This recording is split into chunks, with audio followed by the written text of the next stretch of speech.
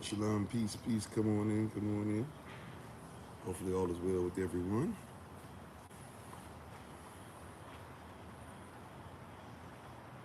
Thank you for being here with us. Getting our other platforms ready. We shall begin. We shall begin.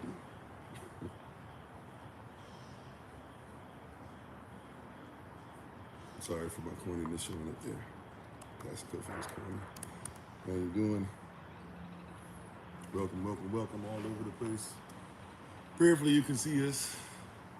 We got a little bit of the lighting issue that we've been having on this platform over here, but prayerfully all is well. Thank you for being on. Just looking for one more platform to get going, that we can get started. I guess while we're doing that, let me get my water ready. All praises to the Most High Yah. To God, my Shepacheh. It is a glorious day, for this is the day that Yahweh has made. We shall rejoice and be glad inside of it. We don't need to even wait for the next one, although we know in eternity we are in the next one. But we're glad and excited to be where He has us on this day, on this Yom. I won't speak for you, but I pray that hopefully you agree in some way, shape, or form. Come on. Alrighty. Okay, almost time. So many different things popping up on us, moving so fast, moving so quickly. I'm excited. I am excited.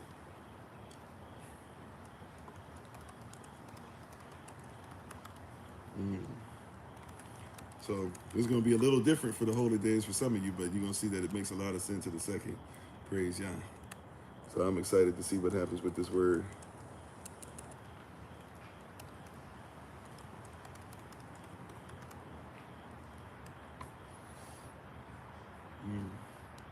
Praise Yah. Okay, we're just about ready to get started. I think we're almost there. All systems are a go. Looks like it. I think.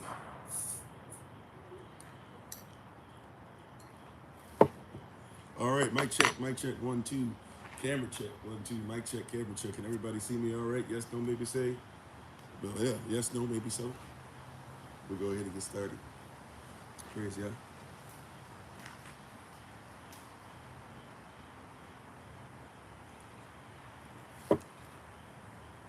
Alrighty, okay. All right, we're gonna get ready. Okay, everybody see me? Yeah, I think we're all right. Pray all praises to the Most High Yah. All right.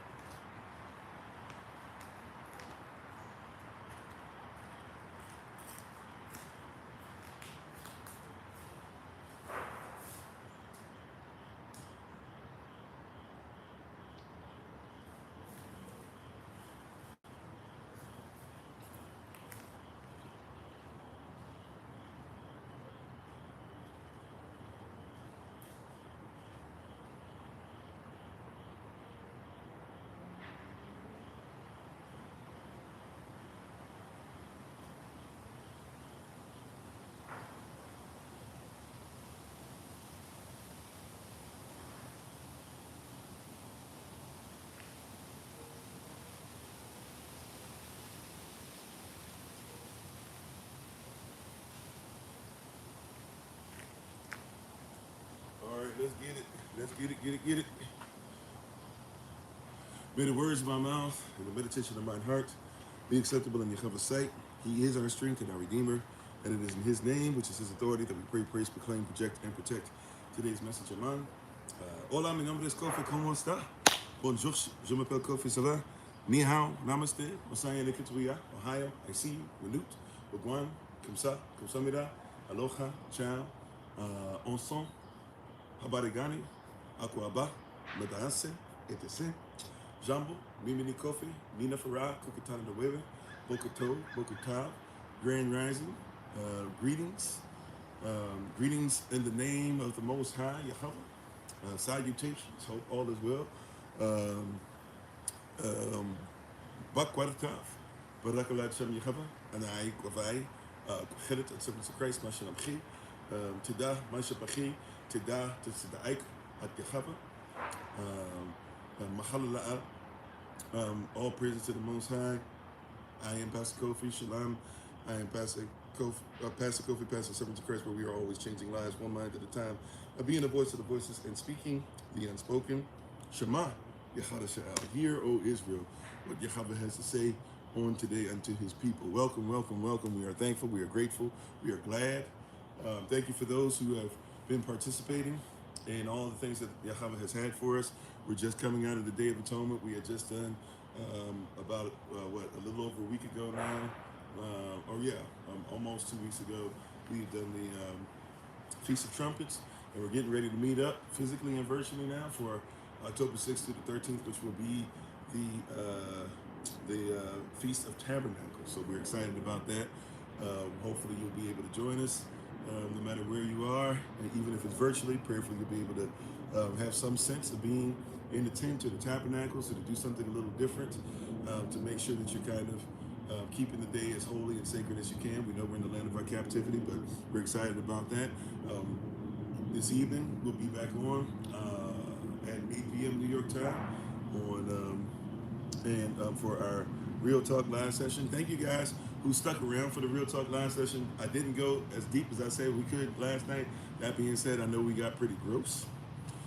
If you watched the recording, if you weren't there, if you do watch the recording, trigger warning, it is kind of gross, the stuff that we talk about. And I started to stop when it really got to where people were talking about they were dry heaving in the chat. And so, but ultimately we were trying to show, the standard that we shouldn't necessarily think is the standard. And hopefully you guys got the gist of what we were talking about last night.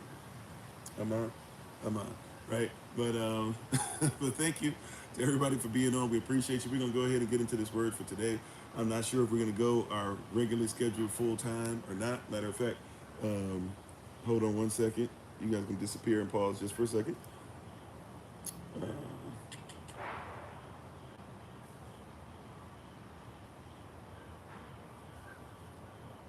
All right, and now you guys are gonna disappear and pause just for a second. And if you're wondering why we were paused today, I don't have my normal setup as far as charging. So we have all our platforms on, but we don't have our normal setup as far as how we would normally charge our instruments that we're using. So just to make sure that you guys are going to last the whole time, I put you on like battery saving mode. so nothing wrong or anything like that. But thank you all for being on. Let's go ahead. We'll get ready to rise to our feet if you're able to, or if you're able to reverence Yahweh's word in whichever manner you are able. We thank you in advance for doing so. Thank you for being on all the platforms. We appreciate you. Let's go ahead and say shalom and peace to everybody. Thank you for being on. How you doing, Brother Alton, Elder Nais, Sister Bet, Brother Dwayne, Sister Deborah, Sister Deborah, Cultural Prospect. Let's see, Chloe, Glow, Miss Jones, Sam, Orlando, Dennis, LJ Harris, Jennifer, One Who Whispers. Thank y'all for the love, and thank you for the likes, shares, subscriptions, hitting the notification tab, donations of any kind that you guys give, yes, including money. We know you donate time, talent, effort, energy, but even things that help us with finances around the world. We thank you so much. Let's see, we got Topor Rims. Hopefully I said that correctly. I'm not even sure if I'm saying that right. User 74528, LJ Harris, Dennis P52, Orlando Lloyd, Sam. I already read some of those. Sorry, took me back to the beginning. Sister Greta, Brother Kevin. Oh, Sister Greta, I got something to send you, by the way. Brother Rodney, Sister Joy, count it all joy. Praise Yah. Alrighty. All right, so hopefully all is well with everyone, with everybody. We appreciate you. Hopefully all is well with Lottie Dottie and everybody. We're thankful and grateful once again to have you on. And we're excited about what the Most High Yahweh is doing. How you doing, Davey Lee? Right, so we're excited about what the Most High is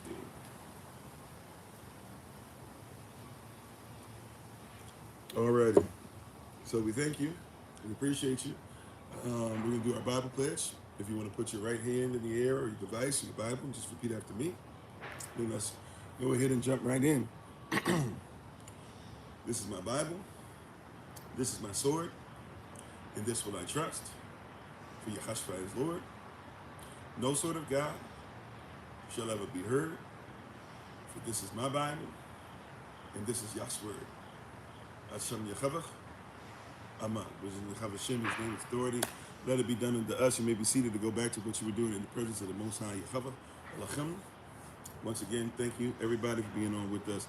Hopefully this word reaches you mightily, swiftly, and hopefully gently, but even if not, prayerfully, it gets the point across. All right, so we've been talking about our Holy Day series. We're continuing this series through October the 5th, which is through Sunday. After Sunday, we'll be just having teachings for Feast of Tabernacles for those 8 days straight. And then teachings will continue, of course, but then I'll be taking a little break as ministerial staff will take over. So just look for whatever schedules and stuff for the pop-up daily, even when we don't go on the pop-up daily, on your Google Calendar invite. Right, but as we're getting ready and as we're continuing and what God has for us, and as we're preparing, excuse me, for this holy day season and going through these holy days, and we have it recorded on our channel, so you can go on there, you can look through our playlist, you can check out all these things we've been talking about. If you'd like to see teachings on the holy days as a whole, and even the holy days that have been during this teaching season, we have September 22nd, Day of Feast of Trumpets. We have October 1st, Day of Atonement, and we'll have October 6th to the 13th. Well, I don't know if October 6th to the 13th will be on those teachings and that stuff, but you'll be able to find that. We'll do a whole playlist just for that as well. Today we're going to talk about something that is somewhat delicate, but something necessary. And this is not about me trying to actually, take or steal or whatever from you, or take money from you or whatever. This is actually something that we need to do, whether you're giving or not. This is a teaching that you need to have in your back pocket. Today we're going to talk about budgeting. Specifically, I believe the theme is faith without budget. Right? They say faith without works has no life. Today we're going to talk about faith without budget. Right? If you can give somebody 10%, you should at least know what's going on with the 90. And really the goal is, if you were to use your financial development correctly, right? The goal is not just to be able to give somebody 10%, but prayerfully you can live off of 10%. The goal really is to get to about 30%. And then everything else should be things that you can save with, invest in, take chances with, whatever, right? So what happens in a lot of places is that we have been taught to give, and we should. We'll even talk about that in the teaching today, because tithes, offering, once a year, double portion, once a year, only once a year. People be outrageous with this stuff, but once a year, double portion, once a year, harvest day, all that stuff. Yes, we should give, for certain, right? We should give for certain. We should be doing things for certain, right? 100%. That being said, though, the Bible talks quite a bit about how to handle money, finances, money, gold, talent. A lot of persons don't know when they said one man had 5 talents and one man had 2 talents and one man had 1 talent.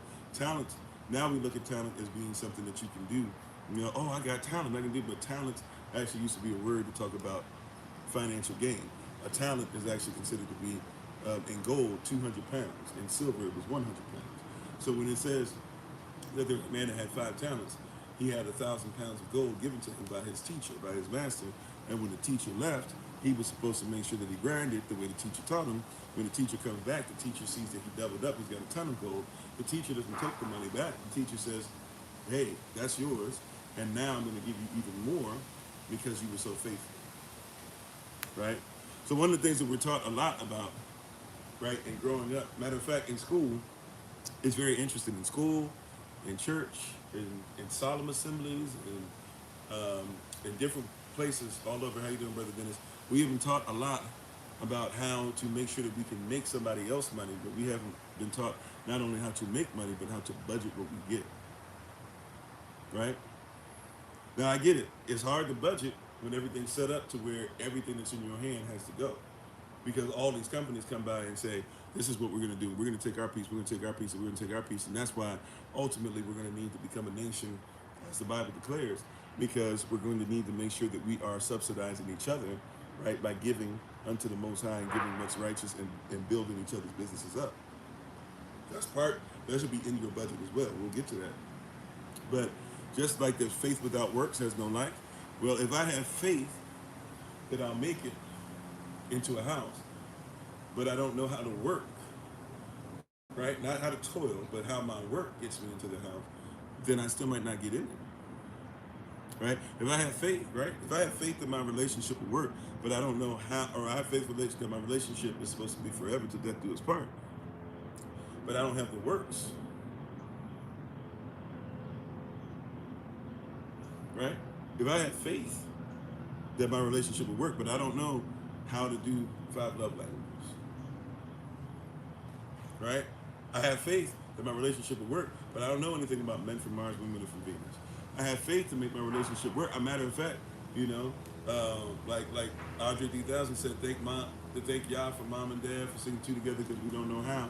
A generation before us, or 2 generations before us, grandmama and them, they used to last 40, 50, 60, 70 years, right? Even with infight and whatever, but they knew how to last, or they had to sing them to last. But I don't know how to work that. Nobody ever taught down. Nobody ever brought it to me. I'm in a generation where we're getting skipped over on all of the information, right? So I can have faith that these things are great, but if nobody teaches me how they operate, then I don't have the works.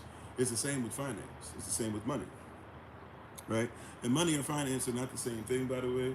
Finance is the use of many different things, including money, right? That's why I said financial development. Financial development. Remember, one thing we're going to get across here is money is not real. A lot of persons don't like that. And how you doing, Daniels, Sanchez, and everybody coming in, right? Money is not real. And it's hard for persons to comprehend that, right?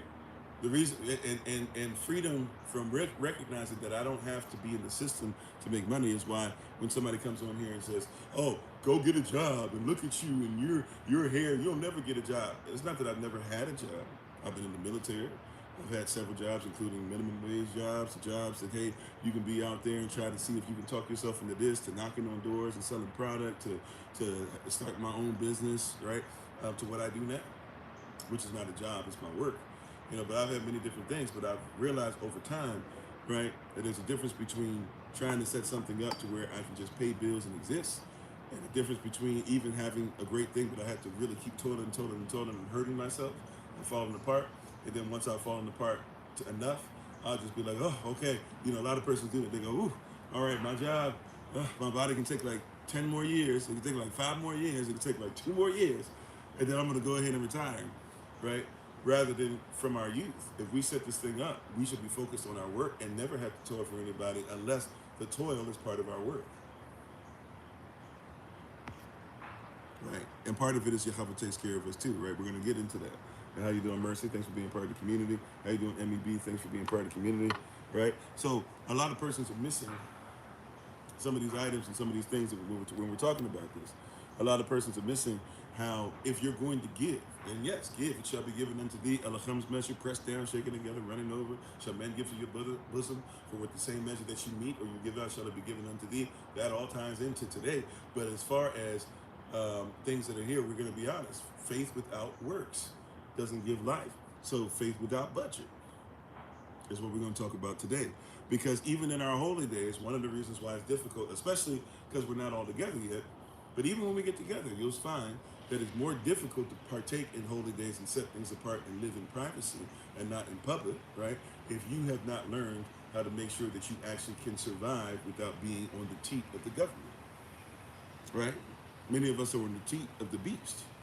Many of us get our milk, our nourishment from the beast, and we can't even get the sincere milk because we're so busy feeding from the trough of the world that we haven't learned how to actually get something that sustains us eternally. And if it sustains eternally, that means in time and out of time, right? That means physically, mentally, spiritually, emotionally, psychologically, etc. Be ye not conformed to the world, and be ye transformed by the renewing. Yeah, we talked about that yesterday, right? In the Roman road. I'm not sure if you were on that teaching yesterday, but how you doing, Grace and Truth? Right. So we went through that in the Roman road.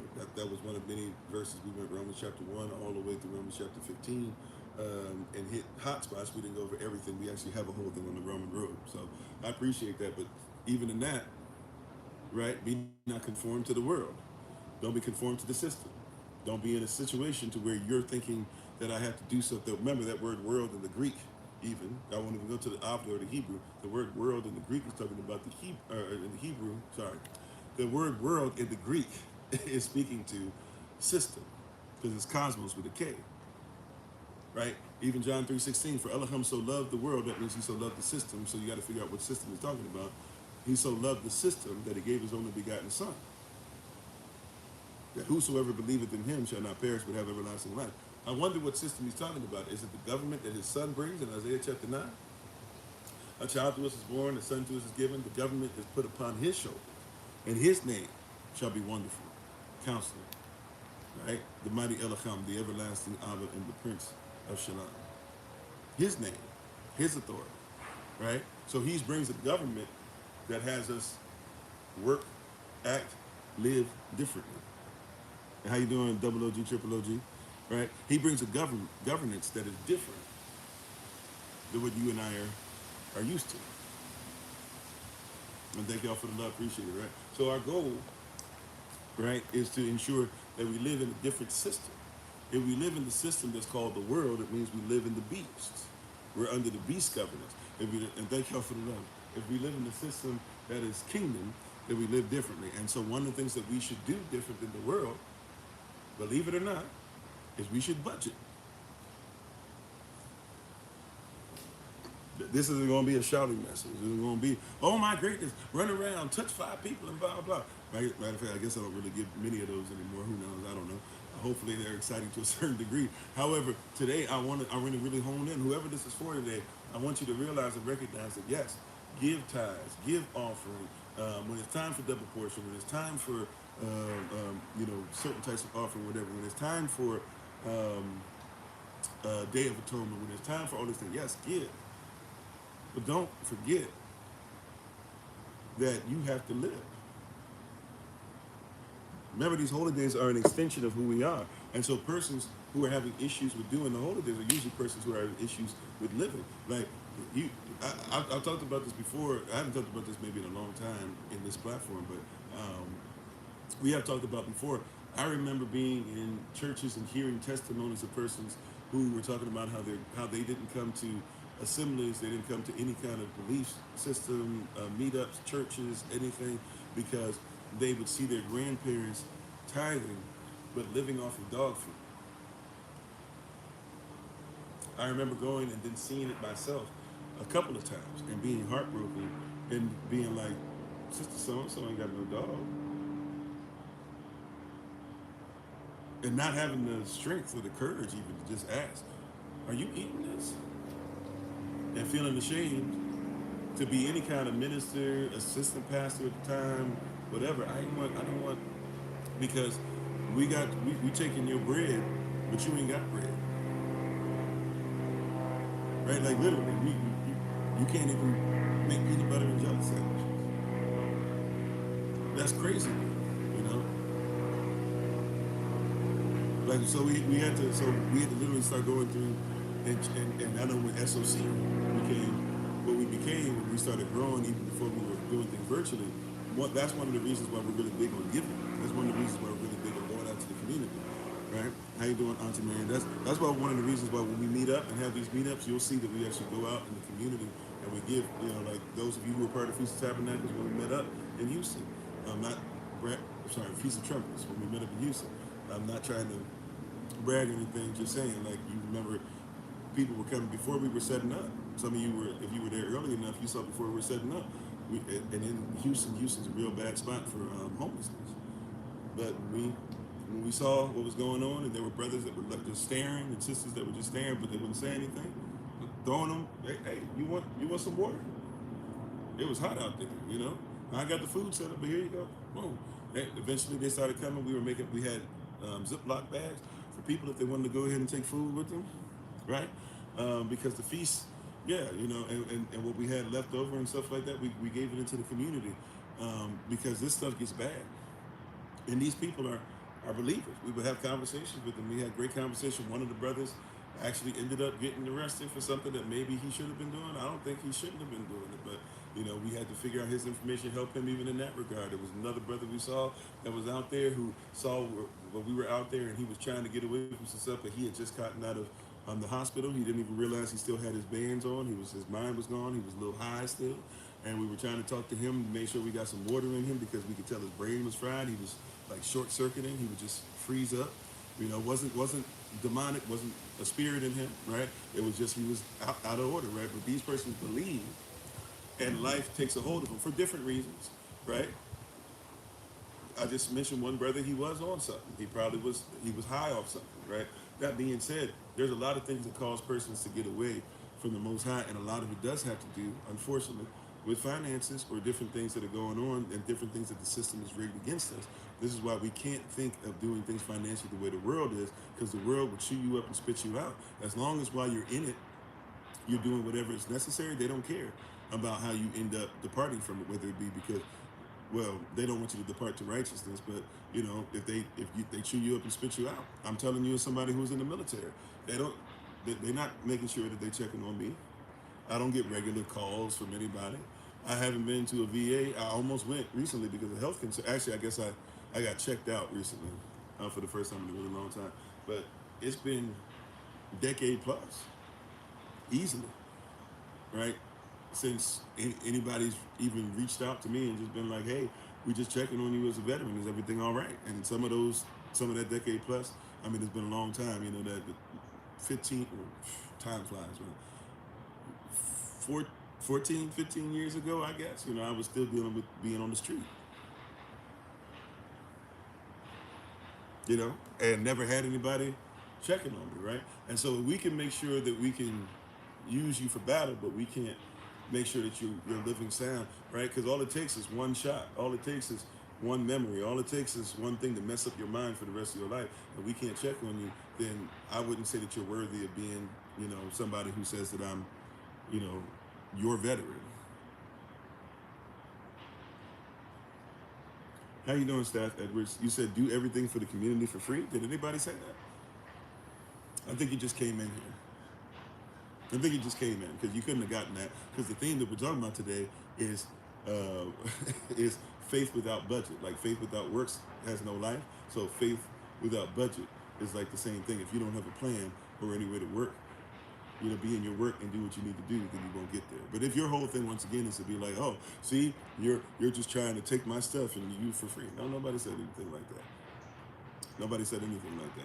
What I'm saying, though, is that I should be free from a worldly system that literally, like you, literally is like, get yourself up on your feet, you bum, because that's the energy you give off, right? And even if the person is a bum, right? I've been a bum. I don't care, right?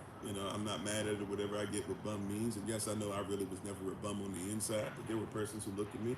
I've only had one day my entire life, right? Day that I got out of prison, and I went to prison for something that I didn't even do. Never even technically was on trial, but had to stay in the system for 8.5 months, 8 months, because of my right to speedy trial. They had 3 different prosecutors that came up, but not one time was I found guilty of anything. Right, because they couldn't even bring it to trial. What do you call it? The grand jury never even said that I should be in there. But once they got me in the system, they got me in there. They kept me in there, right? And came out and didn't have any clothes, so I got ripped up jeans and a ripped up shirt. Was put out. Was able to get myself back to DC. And I remember it because the night that I went out, it was Occupy DC. For those of you who remember all the Occupy movement, Occupy Seattle, Occupy this, Occupy that. It was Occupy DC, right? And a place that I frequented all the time, came through, saw everybody was there. It was late at night, and I learned very quickly, right? Came in there, and everybody was talking about, yeah, we're going to come together, and we're going to be out here, and nobody's going to stop us, and we need to work together. And then I was this tall, 6'5.5" black dude with ripped up stuff. Back then, had the haircut. Well, I guess I'd been in prison, so I didn't have the haircut back then. But, I didn't have all the hair and all the stuff like that. And I came out there and I was like, just asking, hey, can anybody give me a blanket? Are there any empty tents and stuff? And everybody turned their nose up. And I realized then that there's a lot of persons that will preach about their community getting better. But when people actually need genuine help, they won't. Now, I only needed one help for one night. or help for one night because it was my cousin who actually was able to get me out to get things together. There was 7 pastors that came together, right? At least all of them were pastors or apostles, bishops, whatever. But 7 of them came together. They knew what was going on. They finally found out about me. They found where I was. They were able to help me to get on my feet. They gave me, one of them, Bishop Balvin. I'll forever be grateful unto her. An elder. She made it a point to let me stay in a place where her grandson had left out, so I was able to take his room up and all this stuff. I was able to get a job, get on my feet, right? But I realized then that there's a lot of persons that will preach to you about doing something. They'll preach to you about helping, but they won't tell you what you need to do or even give you a space to be able to get what you need to get done, right? So, I learned very quickly, just like I had learned, being, with a father with 3 children, Southeast DC, MLK Avenue. If you know where I'm talking about, MLK and Southern Avenue, where they meet, Southeast, the Southeasters of the Southeast, right?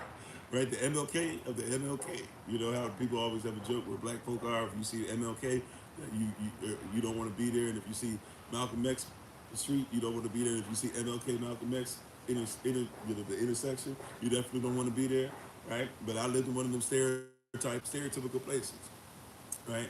Shooting going on, this and that, trying to get 3 children through. Somebody even in our building at one point was actually offed, right? Like viciously in the downstairs and stuff. I had to still make sure they didn't see it and get them to school somehow. Like craziness, right? Like I've been there, done that and all stuff, but I learned in all that service, there's a lot of persons that will have you serve and serve and serve and give and give and give, and have it to the point to where you're doing things illegal, like hopping over stuff or not being able to afford to get your children on the bus or get your children on the train and lying and stuff just to get them there or whatever. But then they'll have you preach a sermon and stuff, having you live this, but nobody even say, hey, here's $5 that you could make it to and from, since you're giving us all this work and you're dedicating yourself to us, right? And you're making sure you're giving and you're living everything that we say, and everybody can always depend on you to be here all day, every day, but nobody can make sure that you helped out. No, you need to be able to make sure that your family's taken care of.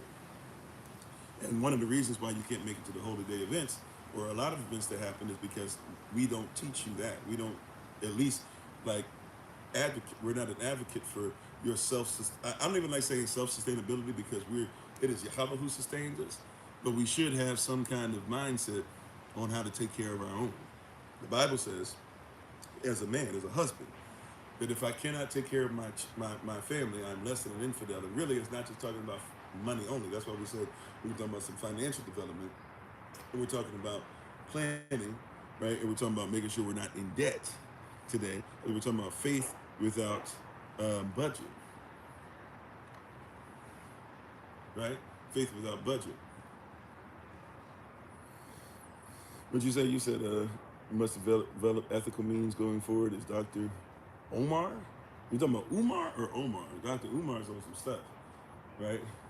Although I guess technically didn't he show he finally got to school? But even with that, he's on some stuff. There's some stuff that he's about himself. Anybody who calls himself the Prince of Pan-Africanism, right? And there's a guy in so-called gospel music. And how you doing, Edge? Thanks for being on. I'm sorry, the Edge 13 is being part of the community, right? There's how you doing, Money Green? And amen, Brother Dwayne. I just saw your commentary. There's a guy who used to sing. I guess he still sings, but he's probably, he's not an elder, but he's older now. I don't see him around as much. I think his name is Byron Long. Hold on. There's somebody, I have to look him up. He's known as the Prince of Praise and Worship. And he has some really nice songs. But that's a crazy title. He's the Prince. He calls him, I don't know if he calls himself or others call him that, but he goes by the Prince, Byron Cage. Byron Cage is his name. And he calls himself the Prince of Praise and Worship. Whenever I see somebody, thank you. Whenever I see somebody, look, and I love me some, the presence of the Lord is here. That's the jam, right? That's the jam back in the day, right? He got some other ones too. He got some hits. But I'm just saying, when you call yourself the Prince of Praise and Worship, because it used to be where I was like, okay, maybe everybody else called him that. But then when I see it's your album, and the song starts off, with people, or the album starts off with people saying, "Hey everybody, here's the Prince of Praise and Worship." Okay, that's a little much, right? If I was out here telling you I'm the Prince of Israel, I don't know if I need to be hearing from you, Pastor Kofi, right? Get yourself together. Get your head a little big. You're getting a little big for them britches. You're about to bust out, right? So, but yeah, but I'm not saying he ain't got no anointing. I'm just saying the title is a little off. How'd you become the prince? I guess if you're saying that all of us are princes and all of us are kings under the king, I guess. But it's a little, for me, I'm just being honest with you. It might be a Kofi thing. But same thing with Dr. Umar. If you're going to be the prince of Pan-Africanism, basically we know what you got it going on for, because that means that you got to talk about the so-called king. Because if you're talking about Pan-Africanism, then who do we talk about first? It's Marcus Garvey. So you're basically saying Marcus Garvey is here, and I'll say he's here, but I'm right here. Right? That's what you're saying. I'm next in line, and I'm the Marcus Garvey of today. I mean, Marcus Garvey had businesses. He had us being a nation. We had uniforms. He had ships that were going across the waters. You know, it's a different thing. You know, but we should ensure that we're having conversation about finances, right? If you have, put it like this, you ready? When Yehoshua died, I'm gonna use a word that starts with a D, but I want you guys to see if you get it. When Yehoshua died, right? The wages of sin was death, but the gift of Elohim is eternal life. What he gave to us in Yehoshua, when he commended his love to us, but while we were yet sinners, that gift that he gave, his blood, his life, his sacrifice, that gift, and how you doing, MFY, how you doing, my father Yahweh, right? That gift is eternal life. When he died, he took us out of something that we were in so that we could be free. What is that thing? And it starts with a D, right? And I'll give you a hint, it's not delivered, okay? He took us out of something, right? If we were trapped in sin, we're talking about debt and stuff today. I just went ahead and said it, sorry. The answer is debt. He took us out of debt. Sorry about that. He took us out of debt. He took us out of debt, right? You were in debt. You were in debt. You were a slave, right? That's why you needed to be free. The thing is to take you out of slavery. And it's not just to take you out of slavery as far as, oh, cool, I no longer am called a slave. No, now I have free will, right? And of my free will, I can decide if my will wants to match the will of the Father who created heaven and earth, right? But you have to be free. Something has to give you an opportunity to say, I'm not making choices just because I'm in debt to slave. Or if you want to be in debt to sin, if you want to be a slave to sin, you can make a choice to go back. But the blood, right, that was shed is the doorway, right, to freedom. You can decide to go through that door and you don't have to look back, right? He who puts his hands to the plow and looks back is not worthy of the kingdom. Lot's wife is gone, she's free, but she looks back. That's the last thing that she ever did. Right? That's the last thing she ever did. But when we talk on these things, we have to look at where we're going, right? So we were taken out of debt. So my question, brothers and sisters, is do we believe, now I know the Bible says the poor will be with us always, and I'm not trying to say persons won't have any issues at all. I'm not trying to do the whole so-called prosperity thing where you have to be rich. But hear what I'm saying. How is it that Yah wants us to be out of the debt of slavery, right? Slavery to sin, even chattel slavery if you want to go there, but I'm not going there right now. But the debt of sin, he wants you to be free from being in debt, because anybody in debt is a slave. So he wants you to come out of being in debt to sin, but now he's put you in a place where you're supposed to be in debt to the beast. Does that sound like the will of Yah? Once again, I'm not mad. We do tithes, we do offering. Those things are lawful. They're biblical. But are we supposed to be in debt? Have we escaped debt to go into debt? Salah, right? And we're going, Audrey, how you doing? Right? Did we escape debt to go into debt? Is that what the Most High has for us? Is that we left debt to sin that causes death, to be able to come now and to say that we're out of debt to that, but we're still supposed to be in financial debt. Still supposed to be in financial loan. Still supposed to give to organizations that don't give back to the people. Right? Still supposed to be begging for persons to where we consume everything, right? But we don't produce anything. We don't even budget. See, what's it? Can I give you a secret? How it's going to be impossible for you. Hear me, beloved.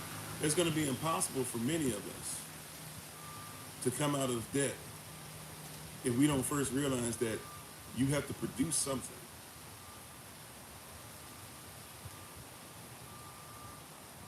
What, the water you talking about?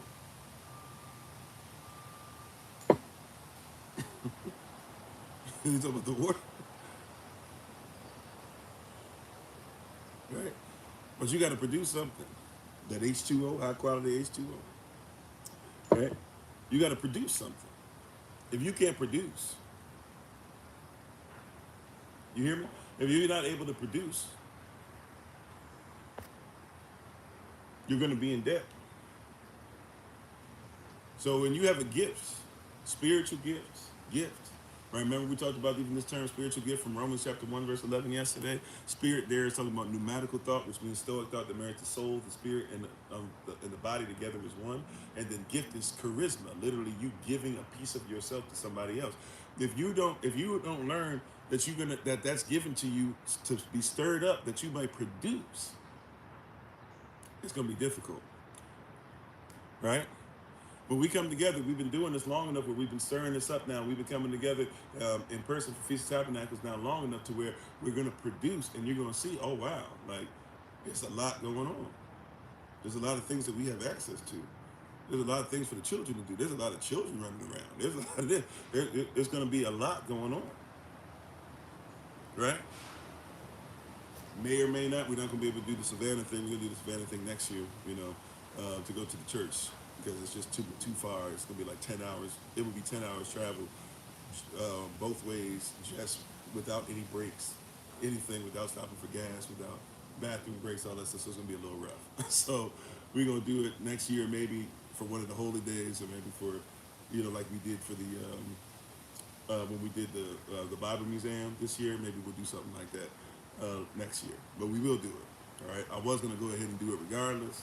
But I was like, you know what, I'm going to share my first time seeing it with everybody else. Or maybe not, I don't know. I'm praying about it. I'm going to try to be patient. But I might roll over there once we finish. I don't know. This is Nighterine. Hopefully I'm saying that right. I don't know if I'm saying it right. Thank you for being Nita Rain, is it? Hopefully, I don't know. Thank you for being part of the community. How you doing? I don't know this one either. Gala. Or Galatric Mines, is it? I hope I'm close, I'm not sure. Thank y'all for being on, right? That's right, we must be producers. So a lot of us forget that you've been given something so that your gift, right? Your gift makes room and your producing makes room. And so you have to start thinking about, have you budgeted it? See, it's not just only about money. That's why I said it's finances. See, finances are not just money. If we're talking about financial development, there's a difference between finance and money. First of all, money's not even real, especially the fiat cash that you're using. And a lot of the stuff that's even in the system, you're talking about numbers that are in there. All they're doing is transferring numbers. They're not transferring gold. The gold standard is dead, long since been dead. Right, but let's look at the definition of finance. There's a bunch of them, by the way. I'm just going to do, a quick Google search so you can check it for yourself. As a noun, finance is the management of large amounts of money, especially by governments or large companies. But then watch this. As a verb, it is to provide funding for a person or enterprise. Okay, now somebody says, I thought you said there's a difference between finance and money. Yeah, finance is what? The management of large amounts of money, especially by governments or large companies. It is not, finance is not money. Finance is how you manage. And see, if money is money is not real, but it buys you real stuff. Right? Money is the medium. Money is the in-between. Money is the middle management. Right? If you and I want to make a deal, it's the middle management the money that makes the deal for us. If the money's right, then we'll make the deal. How you doing, Sister Judith? You said I'm lying, lies and deceit? What did I say that's not true? You only been on for like a few seconds. The definition of finance is not true? Is that what you're saying? I don't even understand. But anyways, all right. So finance by a simple definition, right? Or a quick definition, rather, or surface level is just how much funds do you manage or how much can you produce? Once again, though, we go into what? Production.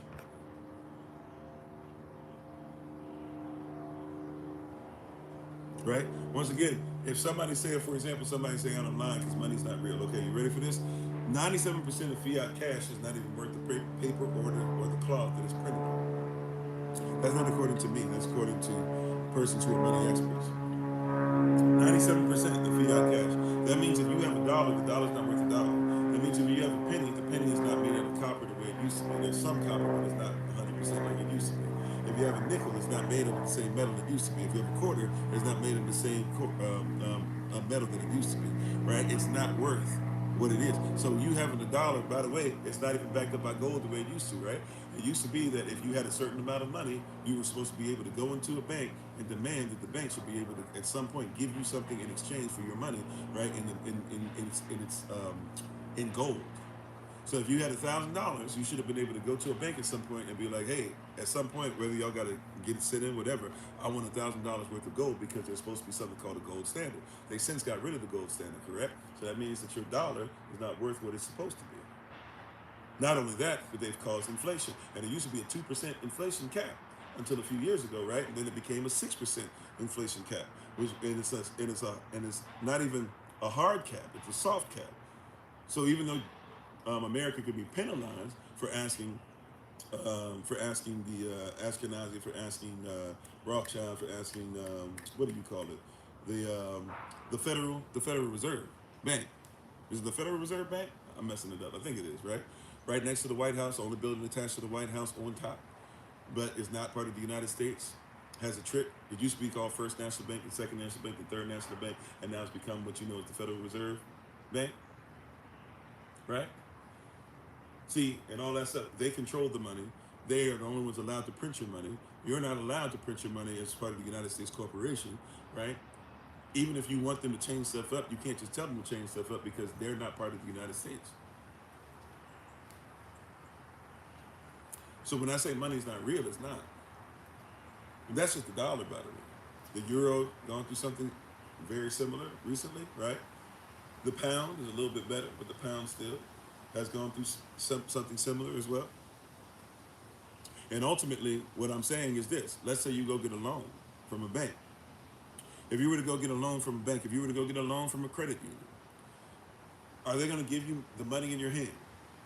If you ask your bank for $10,000 loan, you go on to get a car, you say, I need a $50,000 loan, a $100,000 loan, whatever. Are they going to give you the cash in your hand? Matter of fact, if you, in your savings account right now, let's say you have $25,000 in your savings account, praise Yah if you do. You were to go to your bank and say, I want $25,000 right now. What they going to tell you? They're going to say, we don't have that. Right? And then you're going to say, well, but it's in my account. I should be able to get it. Go back to the vault and get it. I'm sorry. I'm sorry, sir. I'm sorry, ma'am. We don't have we don't carry that money in the bank. Yeah, we don't have that. We had to get that together. And a lot of it is because they're investing the numbers to make sure that they're making a whole bunch of interest, right? And then eventually they'll give you a little piece of what's left over off of the money that they made, off of the money you have, which is basically numbers. So when somebody's arguing that I'm lying about finance and wealth, or finance and money, we didn't talk about wealth yet. Wealth is different, right? We're talking about that you have to realize that the system that you're in, the world, right? We're in the world, but we're not of it, but we're in it. So when you're doing business in it, you have to realize that it's not real. I told you this before, and I let the cat out the bag. We're not ready for it yet. We got to finish a little bit more with the land, even if we're not 100% living on the land yet, there's just some things we got to make right, because that's our first promise to you all, right? It's making sure that the land continues to go through what it's supposed to. So I'm not going to mess around with that too much. That being said, at some point, there's two major things coming up. At one point, we're working things out to try and get servants of Christ to be recognized as a religion, not because we want to become our own, we're still Israelites, but because we want to make sure that the land and anything that we get under our name will be considered to be a different country. When you're a different religion, you're a different country, right? So if somebody comes onto a Roman Catholic church, if you go anywhere to a Roman Catholic church, that's a different country. That's why you can't just arrest all these weirdos doing stuff to your babies, because they're a different country, right? So we'd like to be able to make sure somebody comes on any land, or anybody that helps us out with land, or whatever the case is, we'd like to make sure that everybody who's part of us can go somewhere and be protected and say, you can't mess with our people, right? That's one thing. Number two, one of the biggest things that's going to be happening, this is vision, I'm not sure how close we are to this, but we can actually go through other countries lawfully, legally, and actually become a bank too, or not become a bank, but we can create a bank. And a lot of persons don't know this, but a bank, to get started, all it has to have, or any bank, no matter how long it's been around, all they have to have is 9% of whatever they say is in the bank. Oh, okay, Flash, I'm sorry to hear that, but we're glad you made it back. I knew a little bit of what was going on, but I'm glad you made it back, right? Yeah, read your Bible, it'll bless you. In your Bible, it says how to deal with talents, right? One man had 5 talents. That's 1,000 pounds of gold. He doubled it up. He got 2,000 pounds. And because he did what he was supposed to do, his master said, hey, this is yours, and I'll give you more. One man had 2 talents. That's 400 pounds of gold. He doubled it up. He had 800 pounds of gold. He went ahead and his master saw it. His master said, go ahead, keep it, and I'm going to give you more. You've been faithful to a few things. I'll make you rule over many. One man had 1 talent. That talent was 200 pounds of gold. And 200 pounds of gold, he decided to hide it under the ground and dig a hole, like many persons used to under their own property. They would do this, but hey, robbers back then would still dig underneath to try and get it. So he was still worried about it every day until his master coming back. But he says, hey, I know that you'd be worried if I lost any of it, but I didn't lose any of it. I didn't gain anything, but I didn't lose anything of it. But I knew if I had lost it, you would have been upset. His teacher, his master said, what? If you had just gone to the bank and done certain things, have done the works, if you had done the works, you would have been able to get a return on the investment. If you know that I'm looking for something, some return, if I give you a gift, if I give you something, if I teach you how to use it, if I infuse it with power, if I've given you the opportunity and the environment to make it work, and yet you decide not to make it work, what did he call the man? He called him wicked and slothful. Wicked, evil, and slothful, lazy. And he said, take the 200 pounds of gold that I gave him. Since he's not going to produce, give it to the one who produces. Now, once again, I'm not talking about prosperity as far as what people are used to, right? I'm not talking about just prosperity the way that people are used to. How you doing, Minister Shirley? Right? But once again, we have to be honest about the word. So yes, even in your Bible, it tells you there's many situations that deal with finance. Yes, a lot of it deals with offering and tithe, but there's a lot of it that deals with how you operate with what you're given. Right? What is your love plan, your action plan, your mission plan, your vision plan? What's your mission statement? Not even just for your business, but for yourself. How you doing, Sister Tia? Sorry, I missed you in there. Right? What is your vision statement and your mission statement, even just for yourself? You know, when I say changing lives one mind at a time, of being a voice of the voiceless and speaking the unspoken, that's my personal thing that Yahweh started saying, use that for SOC. But in my personal walk, every day I was to change lives one mind at a time, of being a voice of the voiceless, speaking the unspoken, and then it's even grown from there, right? And it's become something that anything I'm attached to, this is what I do. This is my work. That's why even though I love music and I used to really, really love singing, I had to trade in singing. Sometimes my voice comes back, sometimes it doesn't. But I had to trade that in. Why? Because I'm supposed to be teaching, and the teaching took precedence. So every once in a while, for now, you know, when we get together, I'm trying to see, I might have enough funds to maybe get, you know, one of the little cheap keyboards and stuff, and I'm going to try to see if it, as long as it sounds okay, and at least be able to do something when we get together. Every once in a while, you know, I'll get on the keyboard and I'll do what I do. I still can play. Right? I didn't have enough space to bring the keyboard down with me this year because I didn't have the RV up north. But I can get down. I can still play. I don't practice like I used to, but I can still. I've played long enough in my life to where I'll never lose some of the chops. I'll never lose some of the mentality. I think through music still, even when I don't get to play it. I think about it all the time.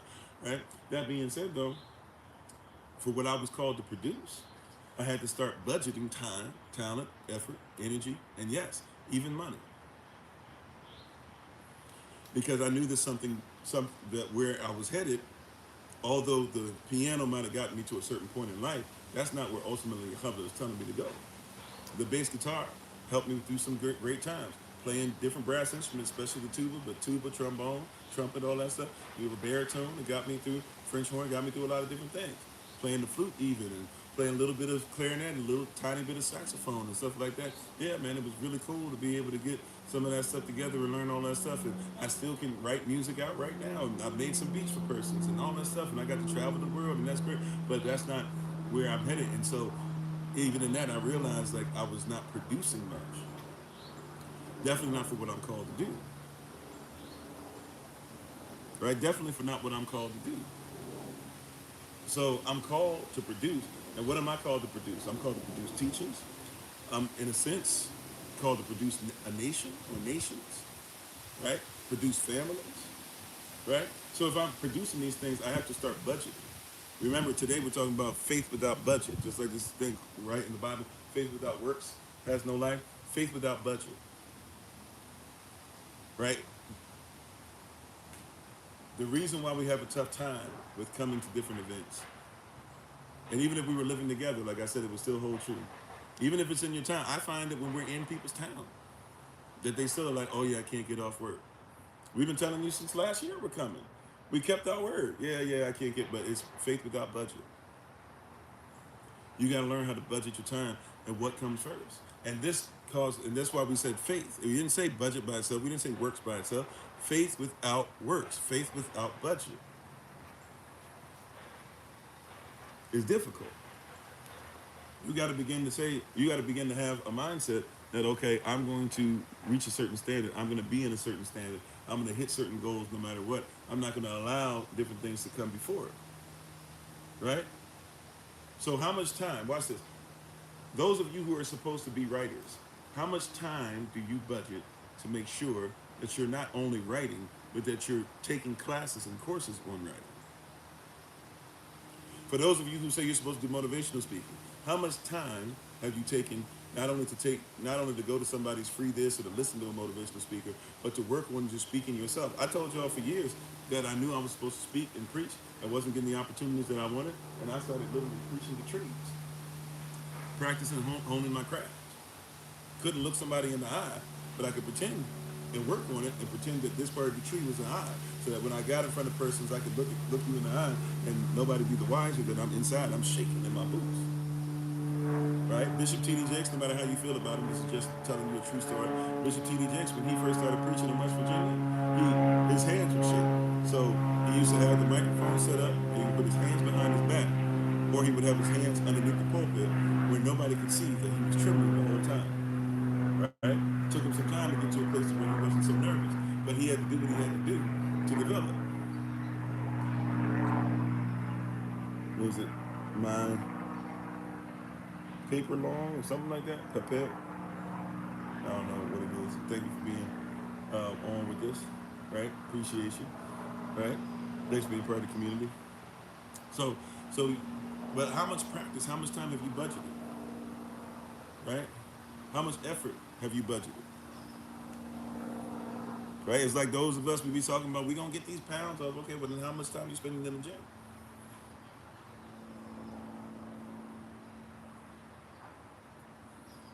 I'm going to get healthy. All right? How much time have you invested in eating correct? We're not talking about even having to spend more money. Right? Matter of fact, less money probably gets you to eat correct. For many of us, not all of us. Right? But many of us who aren't there yet to where we can afford to eat whenever, however much we feel like eating, wherever, right? For many of us, actually eating at home and spending less probably gets you a lot healthier than what a lot of us end up doing and eating on the road. How much time have you taken? How much time have you budgeted? See, faith without budget. And it's the same thing. Many of us have not, like, when I come back from vacation, whether it be a week or 2 weeks, right? Hopefully you won't see me for 2 weeks after the 13th, but and all these preachers will come up and be in front of your face, and you'll get to support them as well. But if not, right? If not, regardless, whenever I come back, when I come back, one of the things I'm coming back with is going to be, hey, here's the holy days for next year, just like we do every year. And they're going to be posted. They're going to be all over the place, right? We're going to get the website back together. It's been waiting because we're trying to make it more SOC centric than it is now. It pretty much just looks like it's, and by the way, it started off with my personal page, so we need to kind of make it something to where even if it has a lot about me, it needs to have a lot more about SOC, which we were starting to do. But when we come back, prayerfully, that stuff will be on there too. But we're going to have several places where by the time I get back, you should see, oh, here's the holy days, bare minimum. Here's the schedule for next year. Here's the schedule for the rest of the year. And then, right, and then we got to start seeing what was set aside. Even if you're not coming there personally or to the person where I'll be, right, because persons are listening all around the world, question, why can't the persons in Australia come together and they meet? I know Australia is a huge place, but I'm just saying, if you're near each other, right? Why can't persons in England come together? Why can't the persons in Jamaica come together? Why can't the persons in Puerto Rico come together? Right? Why can't the persons, if there's persons in Texas, if we, I don't know where we'll be for what, I'm just mentioning, these are places where we know there's a bunch of places in Georgia, North Carolina, South Carolina, Northeast, right? Philly, up through basically where we are in Connecticut ain't that far from each other. And really, even if you go down to Baltimore and DC, we're not that far from each other. We got a lot of cats in the Chi-Town area, a lot of cats in Ohio, a lot of cats in Michigan. Right? Why, you see what I'm saying? We can build them back up in Canada, right? It's about budgeting. Faith without budget. Faith, we have faith that these things work, but we don't say, I'll set aside time. I'll set aside effort. I'll set aside gifts that I have. I'll set aside, right, myself. I'll be a living sacrifice. Right? We got people in Las Vegas, Vegas, I think. Yeah, Las Vegas, in San Francisco area, in California as a whole. Right? We even got some persons that hopefully will come back into the fold that we haven't heard from in a little bit, that we're hoping that everything's all right. But in all these places, right, we got people in Tennessee, got a bunch of persons, and I'm just saying, we got persons in different places. And so at some point, it's not about, is it possible? It's not about, is it probable? It's about, what will we do? Once again, do you have the mindset to produce? Or only to consume?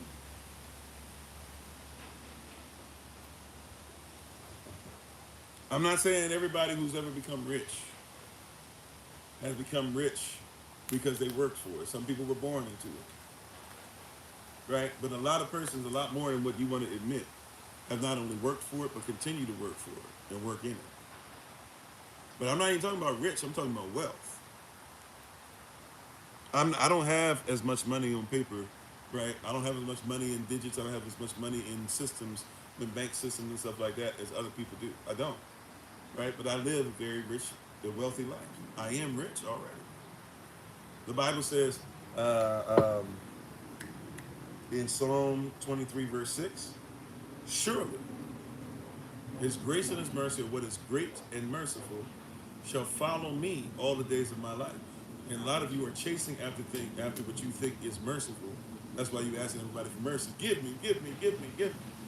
And you're looking for what is great, or what is Yahweh, or what is grace in everybody. Y'all give, and everybody give, and everybody give me. But if I would follow Yah, then everything that is Him, that He has for me, and everything that is merciful, that will take care of me even in my mistakes, follows me automatically.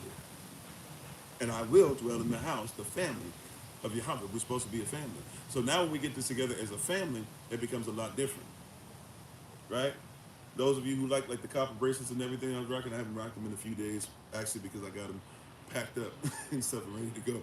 But those who like the copper bracelets and stuff we were wearing, or the bracelets that Sister Greta made, or the bookmarks that Sister Greta made for the children, or even the children, they made necklaces. For those of you who remember, if you came for Passover earlier this year, they made some more for the Feast of Tabernacles, so they're going to be bringing them. Praise y'all. We're excited about that, right? But all these different things that you're seeing, these are things that we could support.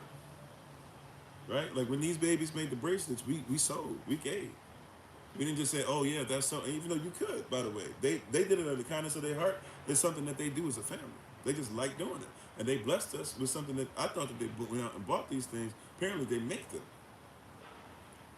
right? Apparently, they make them. That really blessed me. I just found that out, Auntie Marion, like a couple days ago, that they make them. So they sent me a picture of these bracelets of the same kind of things. They had asked how many persons were coming. I was like, oh, okay. And then, but come to find out, they make them. I was like, my greatness. So they made all that by hand. So I'm glad that a few of us were like, yeah, we're going to sell. Right? Right? But I'm saying if that should be our mindset, is to produce. But here's the deal. If we're producing for the family first, then produce for the family first. See, so when Sister Greta has the bracelet, or Brother Jermaine has the clothing, or uh, excuse me, Elder Alma has the natural healing and stuff like that, and the herbs and the teachings as well. Or Elder Anais can help you with business, with growth, and also has classes that she does as well. Or you have some stuff Patreon, SOC University, and things like that, or just helping us out there. Or but we sow, and when we get this, we're supposed to sow back in. It's supposed to be currency. It's supposed to be a flow. And a lot of persons miss this, but you get upset. But see, you don't realize that when you're talking about Black Wall Street and stuff like that, or even our Ashkenazi brethren, if you don't, I know some of you don't want me to call them that, but the Ashkenazi family and stuff, that stuff, you don't look at the fact that in Black Wall Street, that their dollar didn't leave the nation, didn't leave the city, at least until it was spent about 50 times. The focus was there, and they were making sure, right? They didn't leave somewhere else. Now, I know we're not here yet, but hear what I'm saying. They didn't go to somebody else for movies. They had a movie theater, right? They didn't go to somebody else for food. The food was raised there. They didn't go, right? They didn't go to somebody else for music. They had places you could go and listen to music and have a great time there in the city. Everything was in the same place. And one of the things that's happened even with the virtual stuff that's taken off is that we actually sow into everything else because it's easier than just getting off of our butts. It's easier to just go, man, Amazon, rather than be like, hey, and somebody goes, well, y'all been talking about, you're right, we've been talking about that black book for a minute. I ain't gonna hold you. That being said, persons are acting like somebody can't call somebody or connect with somebody and be like, hey, who in our group does this? How difficult is that? And a lot of us are having stuff sent to us from all over the world anyway, so it ain't like you can't wait for it. I told you, we pretty much, I hope I haven't messed up with the brother. I got to find his information again. He's not been around as much recently. But I told you this year, we could have started. We got a brother who does lamb and does chicken, raises them himself. So if you wanted lamb or chicken the whole year, you could have been going to this brother. And as he has, then guess what he's supposed to do? He sows back in. Or if he's looking for stuff, he should be looking from within the community. And before you know it, we're taking care of each other. There you go, Sister Beverly Body Butter. Minister Akita, the soap and body butter. Sister Karen, her daughter, I don't know if she wants to start selling it, but her daughter does desserts. I mean, the list keeps on going. And by the way, some of the I told y'all that there's persons who do HVAC and build homes. As long as we're not gonna have them going out there on their dime, but if you can make sure they can get to where you are, they said they'll look out for you. So if you got stuff that you need in your house, we got persons that can build a house. That's why I'm excited. Once we get the land to where we need it to be, first things first, we're going to be starting with just making sure the food is there. We're trying to get in the black there as far as making sure we're making money with the food. But our goal is not to just live on the land in tents forever. They're going to help us to build stuff from scratch. Thank you, Sister Mavis, with the cookies. Right? She's resting a little bit and recovering still from some health concerns that she had. But Sister Mavis and cook. I mean, there's whatever you could talk about, and these are some of this is the tip of the iceberg. That's right. We sow into each other.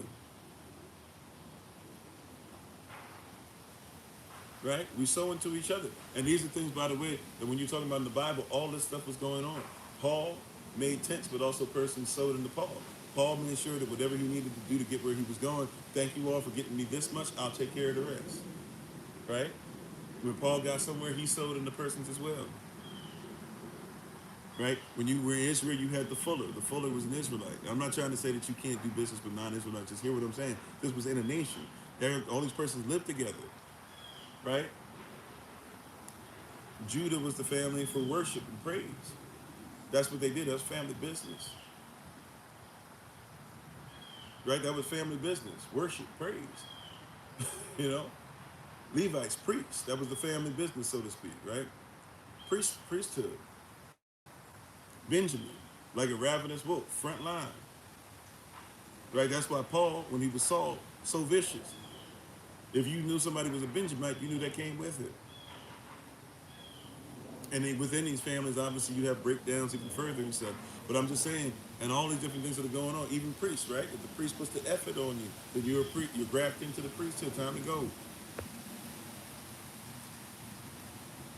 And if you're a righteous nation should take care of each other righteously.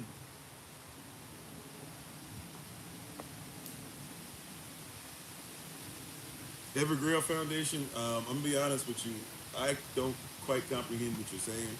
What it's coming off as is that you keep saying that I'm a liar, that I was wrong about finance and money, that I don't know how stuff works, and that now what are you saying, that I'm proud and I'm so prideful? So if your thing is just to say that I'm proud and that I am steaming, turning persons wrong, if you can say that just clearly, and then I can go ahead and mute you. If that's not what you're saying, can you help me out though? Because it seems like all you're saying is I'm going to wait for Kofi to say something and then I'm going to tell you why it's wrong. So, you know, I could be wrong on that. We need to be better, by the way, in our moderation. I didn't say any particular person. We as a whole, we're trying to be better at moderation and not just assume and not just get on somebody because everybody comes in on their own level. But if you're not even willing to hear where I'm coming from or say what it is that you actually mean, you might just have to let you go because it's more of a distraction to anything. And if that's what you come here to do, just go and distract somebody else, or go and listen to somebody else that you think is worth listening to, or put your own stuff out on social media. You know, but I'm just being honest with you. You're pretty close to just being let off. I could be wrong. I could have missed what you're saying, but it seems like everything you're like is like that's a lie, blah blah, this and that. So I don't have, just being honest with you. All right, but yeah. So we have to realize in this stuff that faith without works, right, is has no life, and faith without a budget. It's getting on my nerves a little bit, yeah, I'll be honest. But it's distracting more so than anything else. And I'm trying to just be honest. I'm trying to be better. So I'm trying to ask, can you just, if you have a problem with me, can you just say you have a problem? Right? If that's what's going on, that's fine. It's all great. I just, because the weird thing, I be telling persons this, like if you're going to troll or if you're upset or frustrated, I be telling people you got to be a high level troll because either it's not worth my time or it's difficult if I can't even, like if you're trying to upset me, it's more confusing than it is upsetting because I just don't know what you're saying. You could be just saying something that's get lost in translation. You could be speaking a different language and trying to translate it. So I'm just trying to let you know I'm not being able to catch you. Okay? Right. But and thank y'all for the love. So in budgeting, nobody's taught us to budget. Nobody's taught us to set aside stuff. Right? Now, I don't want anybody putting their personal business on here. I want to be very clear about that because I don't need to know how much money you make. Nobody needs to know how much money you make, right? I'm going to talk about percentages. How many of you can honestly say that you're living off of? And when I say living off of, I'm talking about your needs, your main needs being met. How you doing, Brittany? Long time no talk to. How you been doing? How you doing, Brother Jay? And thank y'all for sharing the live and all that. I appreciate it. And reposting and all that. I've seen some persons come on just from you guys sharing today. I appreciate that. Question for you. Question. How many of you can say that you are living off of it? When I say living, how about let's do this? Because even though your phone shouldn't count, because your phone is not necessary to live, but then again, we live in a society where you have to have your phone, right? So let's count that too. Let's say your rent or your mortgage, and if you don't have rent or a mortgage, then that means that it still counts. The answer is 0. But your rent or your mortgage or whatever you're going through the system and how they take the money out of your account, whatever. Your rent, your mortgage, your living expenses in that regard, your vehicle, that also includes you got to have gas and stuff in your vehicle and stuff too, right? And your rent, your vehicle, your phone, right? And if you have many phones, you got to count all of them, however many phones you're paying for, right? Your rent, your vehicle, your phones. That also vehicle includes insurance too, and phone includes insurance, and hopefully your home includes insurance, right? I guess I would put food in there. Everything else we'll let slide. There's some other things that maybe we should say. But if you have nowadays, let's just say if somebody were able to say their living expenses as far as their rent or their mortgage is taken care of, their food is taken care of, their phone bills and stuff are taken care of, and their vehicle is taken care of. How many of you can say that you can do all of that within 30% of what you make? How you doing, John Ross? Thanks for being part of the community, right? How many people can say that with certainty, that I can take care of those four? Living, where I live, how I travel, how I travel to get to and from places, how I eat, and what was the other one we said? There's one I'm missing. I'm sorry. What was the fourth? Somebody help me. What was the fourth one we said? Where you live, how you travel, your phone, and something. I forget what the fourth one is. But can you say that you could do those? Oh, and food. Thank you. And food and what we eat. How many of you can say you can do that within 30% of your budget? Now, once again, I get it. I got to make a certain amount. I got to produce a certain amount to be able to do that. But how many of us can say we can do that? Right? I was far. Matter of fact, I at one point was guaranteed that I would make enough money to ensure that I could pay my rent. And then after that, I was just hoping I was going to get more work. So I've been there. I'm not saying there's a referendum on anybody. We haven't been taught how finances work. We don't really care, for the most part. You said not anymore, but about 50%. Okay, that's not bad. 50% is not bad, right? A lot of persons are where I was, where it's like 90% to 100%. Probably the average would be like people 70 to 80% of what they make has to go towards that, and then they're hoping that they don't have any emergencies. Still going out to eat somewhere every day, still going to fast food, still going to the restaurants, still taking people out on dates, because you got to go out on dates, right? Even though in our culture we don't date. Right? How you doing, Robert King? Thanks for being part of the community. Right? But when we talk about giving, how many of us are comprehending first things first? Like, what am I budgeting, and do I even look to make sure that I'm budgeting, and what can I set aside? Because the goal is, at least nowadays, I would say the ultimate goal is, can you do a reverse tithe, as far as can you live off of 10% and literally have so much of 10% that you can give 90. But that's extreme cases, if I be honest. That's like extreme wealth, where somebody can afford to have so much money that they could give away 90%. Right? There's some people that do that. That's an extravagant goal. That's not even a biblical goal. That's an extravagant goal, right? Some people say, I don't believe in all that. I believe that it's closer to, if I can live off of 10%, then I can go ahead and save or sow wherever I need to the other 90. Then that's the goal. Not to give it away to somebody, right? Not to give SOC 90%. No, SOC, if you're giving the SOC in this regard, gets 10%, and then whatever offering it is, when time to give offering, whenever you're led, right? If that's what you choose to do. That being said, if you're going to be somebody who can live off 10%, we should at least start working towards teaching persons that they can live off the 30. Right? That's one of the reasons you said didn't include. Oh, I'm sorry, we didn't include energy. You're right. So even energy, things like that, I'm just thinking about in living space. You're right. See, so there's things like that, but the goal is to get it. And also, too, part of that means that we start working towards ownership, right? Ownership, or you might want to partner with other families, like we used to, where you might have 4 or 5 families living in one big house, and then those families start getting enough to save up, and then it's the 4 families are now 2 families living in 2 homes, and then it becomes 4 families living in 4 homes, right? And then you might have some others come in to where you've saved up money to be able to help people to do it in their own space. and they can become 4. And that's how we have neighborhoods. Some of them still exist. Not as many of them as we would hope and like, but some of them still exist to where there's still neighborhoods to where everybody in that neighborhood is from the same family. Everybody in that neighborhood is friends and family, right? Because they all came up together in the same thing. And the same way that some of us in our diaspora try to make fun of our Mexican brethren who will have families doing that today, that's how we came up, right? Ask your mothers and fathers if you can still, or think about what stories they told you. I bet you that they grew up in places where it was not uncommon. I'm not saying all of them did, but it was not uncommon for them to be in spaces where there were multiple families living in one place.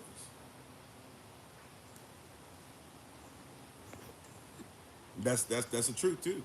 That's a crime stopper too, because you're not robbing everybody if everybody know each other. You see, these are things that like we are trying to produce. Once again, we're trying to be producers, not just only producers of money.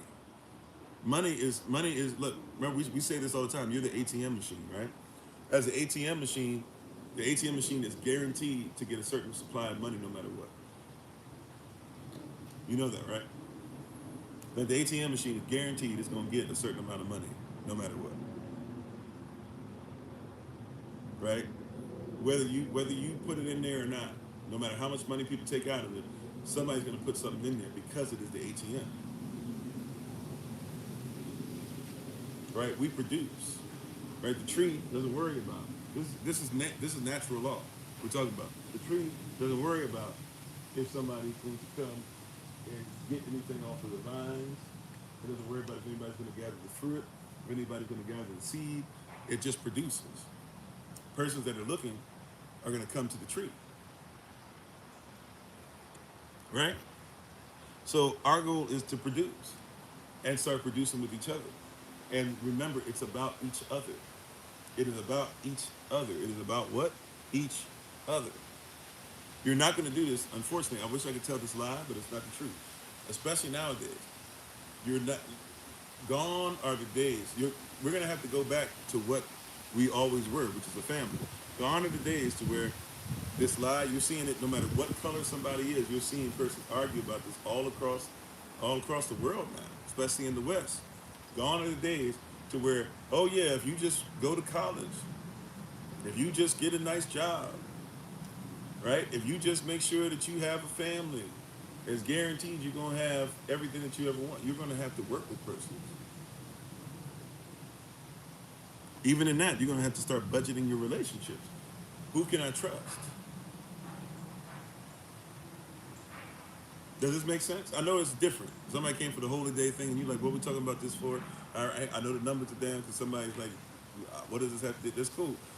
I have to be obedient to them. Somebody needs to know that you got a budget. Faith without budget, faith without works. You're just going, I have faith that this will work. But what kind of works are you doing to get to what you have faith in? You said you remember when you were 6, 7 years old and lived with 3 families in one house? Yeah. It was not only was it normalcy, it was acceptable. It was necessary. If all of us are trying to get to the same spot, why not give the people trying to get to where you're trying to get to? See, we had this weird philosophy that doesn't make sense because you've been taught to hate, and I get it because we can't trust a lot of persons who get in this position, unfortunately nowadays. Thank you for the love, right? We can't trust everybody who gets in this position. Real talk though, why do you think millionaires hang around millionaires? Newsflash, it's not because they like each other all the time. They can be, but it's not because they even like each other all the time. You'll discover that many millionaires hang around millionaires because they're in the same circles. And also, believe it or not, a lot of the millionaires become millionaires together by supporting each other's business. They grew up with each other. They hung around each other. They were in the same circles. Believe it or not, there are millionaires that used to be broke like you and I. I'm going to say it. Well, we ain't broke. But you get what I'm saying. Right? Used to have it to where we didn't have any financial stability. And they worked together.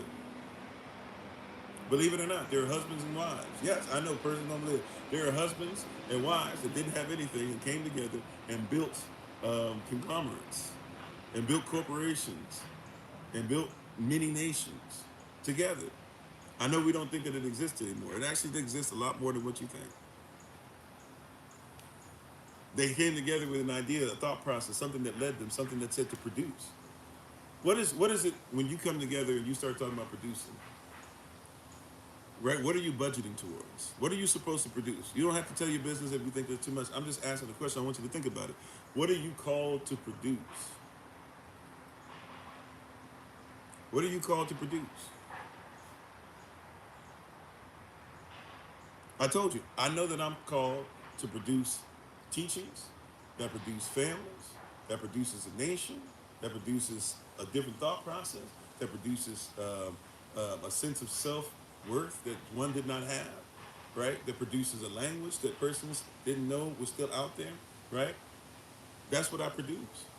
And so everything I speak on, I write on, I make videos about, every place I visit, whatever, it's about that production.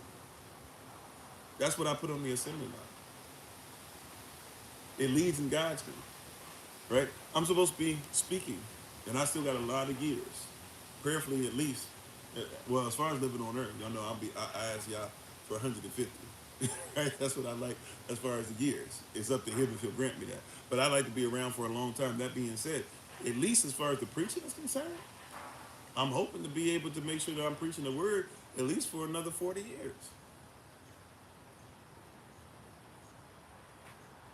So that means that I have to do things to make sure I'm around at least for 40.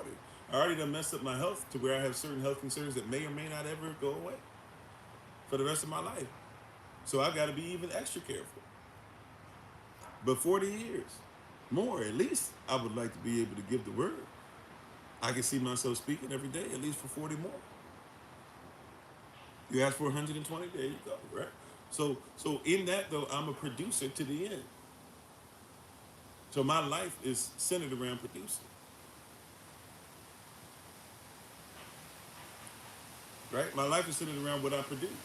What are you called to produce? And who, I said, now that I know what I'm called to produce, who am I called to produce it for? Because you might be shocked. Some of you are thinking that you have to budget more money than what you have to. See, some of you got $50 and you've been called to produce food, right? What kind of food? You might be called to produce snacks. If you're called to produce snacks, the snacks you might be able to make for $50. Turn that oven on, heat this up, do this, put the sugar, put the caramel, whatever it is, and give your gift to the world.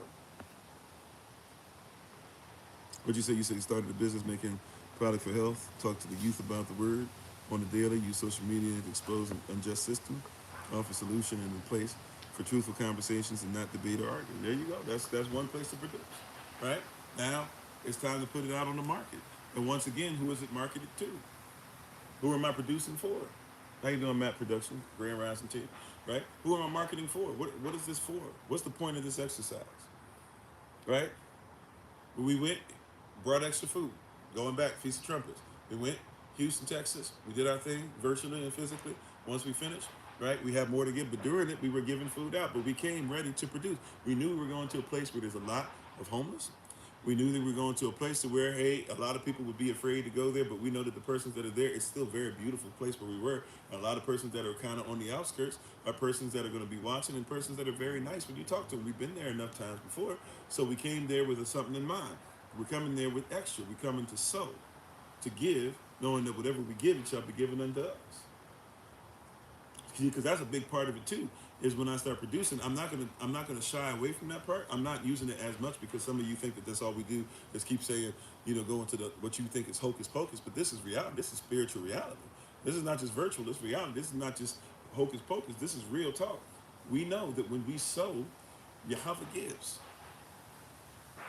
And the way that he says it, he has it set up to where whatever you give, it comes back to you through other people or through other persons, through other men and women. Right? That's what Luke chapter 6, verse 38 says. Give, and it shall be given unto thee. Elohim's measure, pressed down, shaken together, and running over. What? Shall men give unto your bosom? For with the same measure that you meet, however you put it out, so Yah use men and women around to sow back unto you. And by the way, that's just a simple principle. If I give to somebody long enough, somebody, especially if they really are, whether they give back or not, is not really my concern. That being said, over time, somebody be like, you know what? No, you've been giving. We got to give something back to you. That's how this stuff usually works. I see you giving to the community. You know what? I'd like to give to you too. Hey, you know what? I like to give to the community. You're giving to the community. I have this. You have this. Let's come together and we could work in tandem. So that's your mission to sow into the assembly. Praise y'all. Right? And that's how a lot of us came together. Is we have very similar interests and goals, and not just becoming better, not just becoming better family members and all this stuff, but also too making sure that our diaspora grows. And even a lot of us are searching for who we are. And all of a sudden, here we are with a whole bunch of persons who are doing what we're doing. Why not sow into each other with the gifts that we have to make it a complete puzzle? Or sorry, yeah, to complete the puzzle. That's right. I thought I messed up on my allegory. Right? You said, "Oh, the wisdom and the light comes, and that's way more than physical." Sure, but we're physical, we're spiritual, and we're soul. So our goal is to come together in that. And so yeah, there is a sense of responsibility and accountability that should be there. How you doing, Achi, Yachasaf, right? Shalom, peace to you, right? So there is. So yeah, but so once again, we're being real. I'm not gonna have you here thinking that, oh yeah, you don't have anything to do. But part of the works is to work in community and to bring it to a storage facility, the storehouse, where the storehouse is, right? Bring ye all of the tribute into what? The storage facility. But why? So that there would be meat or provision or grain, food for my people. Salah.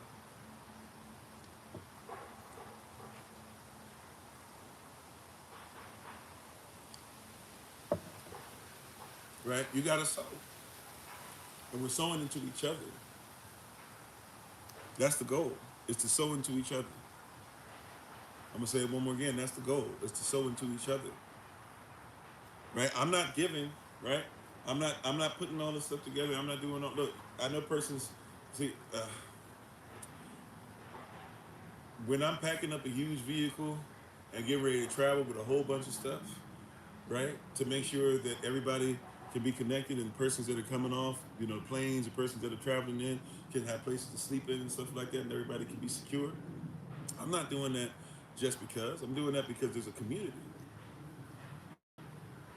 Excuse me. Right? There's a community.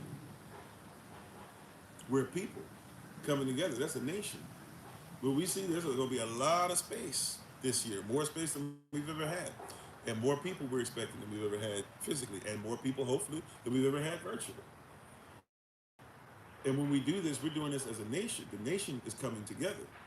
The goal is not for you to not be out there by yourself. I keep telling persons, as much as people want to quote the Bible, one of the biggest things that's missing in your quotation, right, is the enunciation of nation, is the announcing that the nation is here. Right? All these persons did this as a nation.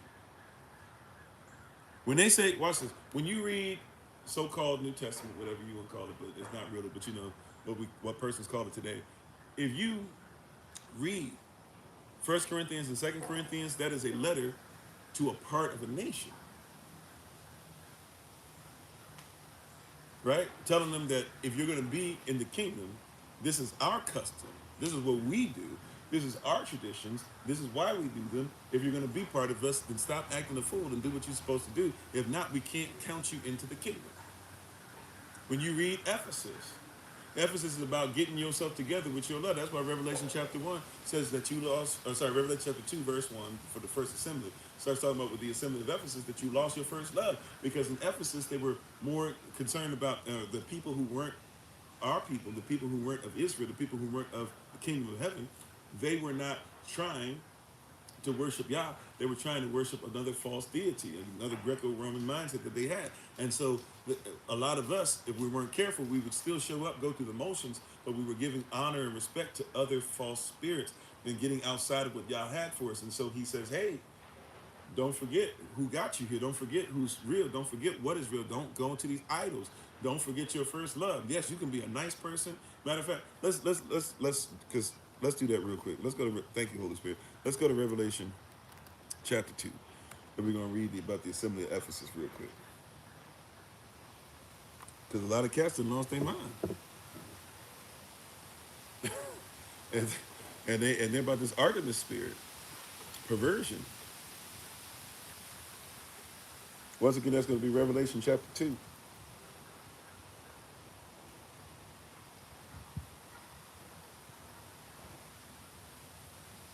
Prayerfully, this is blessing you. I know it's not typical of what we thought we would probably get for holy days teaching, but it is what it is. I see you, Brother Kobe. How you doing? Let's see if I can circle back to that in a second. Where are we at? Where are we at? Sorry. Days 25.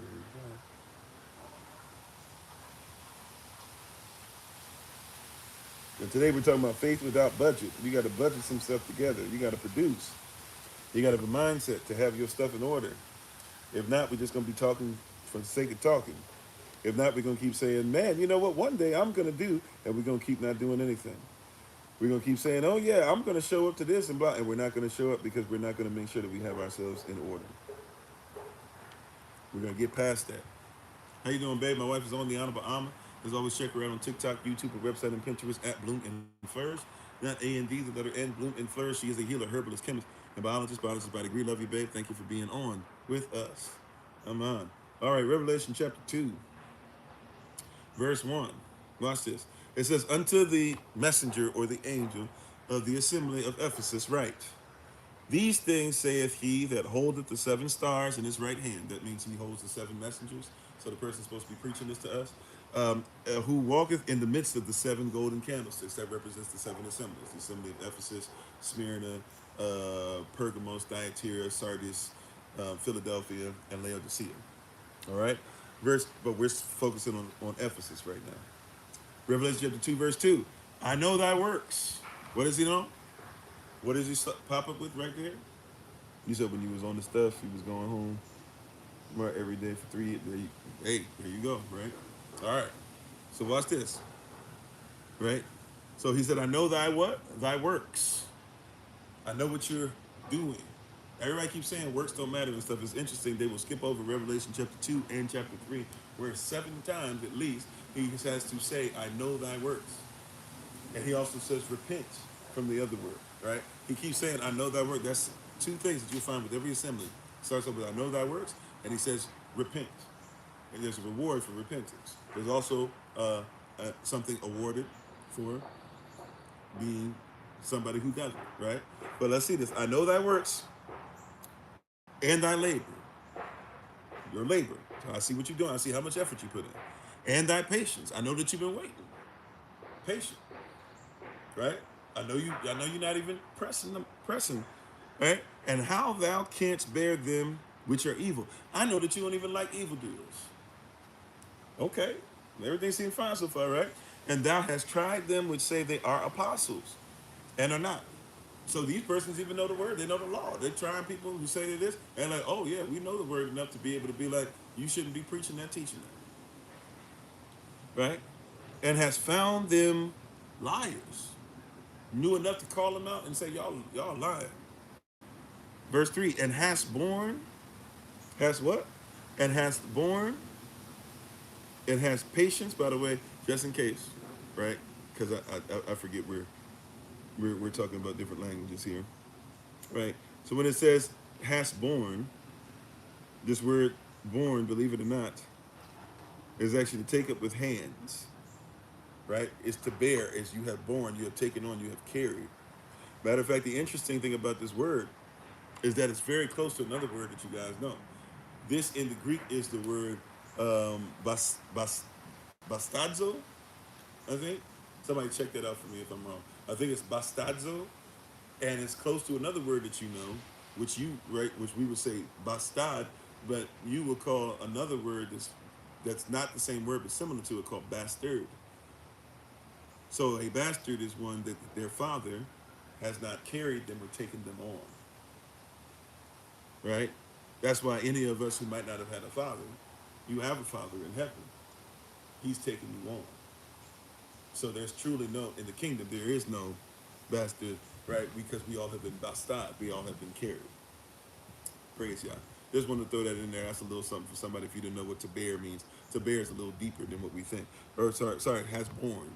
right? So it doesn't mean we're actually giving birth. It actually means you have taken, this word really means to take on, right? So these people have taken on. They're not leaving anybody out there. They're taking care of the youth. They're taking care of the widow. They're taking care of the poor.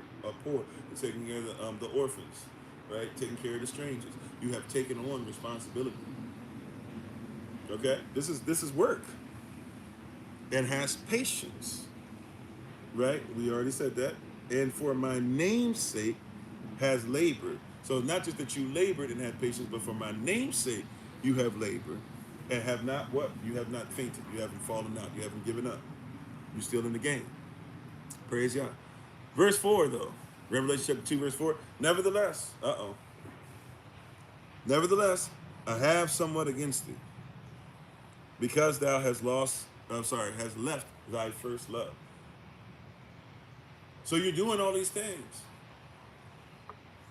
but you're not really doing them for me. Right? Just like we do a whole bunch of stuff, but we're not really doing it for y'all. We're not really doing it for each other. We're not really giving to the storehouse. You're doing a lot. You're really nice.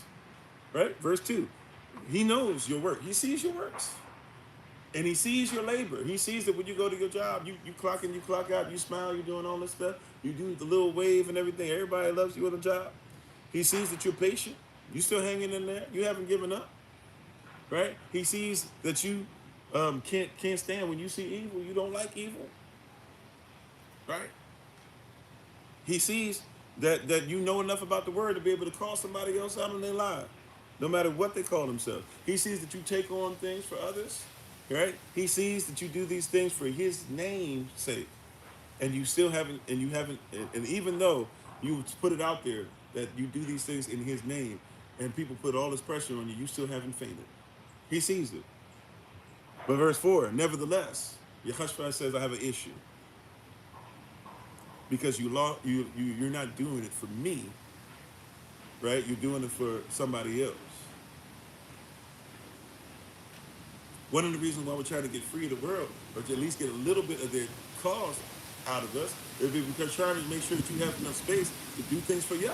And sometimes when some of the stuff that we think is bad that's happening to us, or we're losing this, or we're losing opportunities, sometimes we're losing these things because Yah himself is being like, hey, focus on me.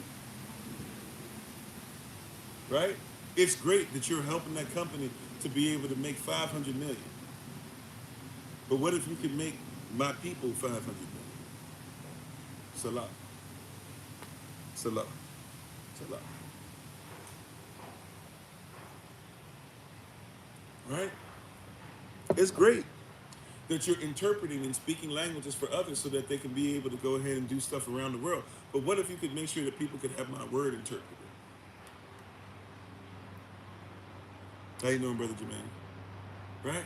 It's great that you can build a house from the bottom, from underneath the earth, right? From in the earth, all the way up for 5 stories. What if you could make sure that there were places where my people could live? It's great that you know how to grow food. What if you could make sure that your food could be, the thing that you're growing could be the thing that could heal somebody else? Right? Like we're doing all these things. Jeremiah 29 talks about this, that we need to start having homes that we live in again. Right? Before you get to Jeremiah 29:11, go back to Jeremiah 29:4 when you get a chance. Build homes you can live in. Raise children that are married into your people. I'm not saying your people as far as black. I'm talking about our nation, the Negro, right? The Israelite, right? Nationality. Raise children that will go ahead and marry their own children. Make sure that you have sisters that you can, if you have to give them away, you can give them away to men that are of Yah. Right? Right. Put together families that will stay together in Yah. This is the goal. This is the directive. And some of you might not like it because, I'm trying to hold on to the family. And then you say, look, hold on to Yah first. And make sure that your family is in Yah. And those persons that are in your family that are not of Yah, right now they might need to get the scissors. But there's seasons. And let your light so shine. You be an example.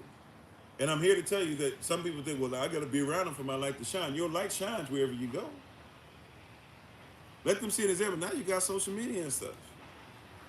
You have this thing to where persons can see you. Right? There's persons that told me, right, when I was 15, 20 years ago speaking like this, persons were saying, this ain't gonna happen for you. You're off, you're blah, blah, blah. When I was speaking like this, 10 years ago, a person saying, you're off. When I finally said, you know what, I'm gonna just go ahead and walk away from all the church stuff, basically 2020, 2021, I was kind of already done, but I officially cut the scissors, and was like, hey, I'm not even going to help anymore with that. If you want me to come around or you want me to partner with you from time to time on some stuff, that's great, but we've done as far as being under this person, blah, blah, whatever. And walked out on faith.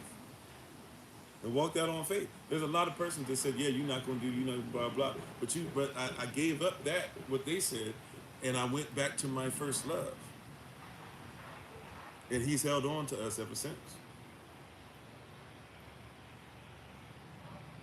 Right? Go back. You've lost your first love. He said, I have something against thee. Because you lost your first love. You're doing the stuff, but it's not for me. Thus saith Yahweh. You're putting money away, but it's not for my people. You're putting stuff away, but it's not for the storehouse. Right? You're building empires, but you're not making sure that your families will have it for generations to come.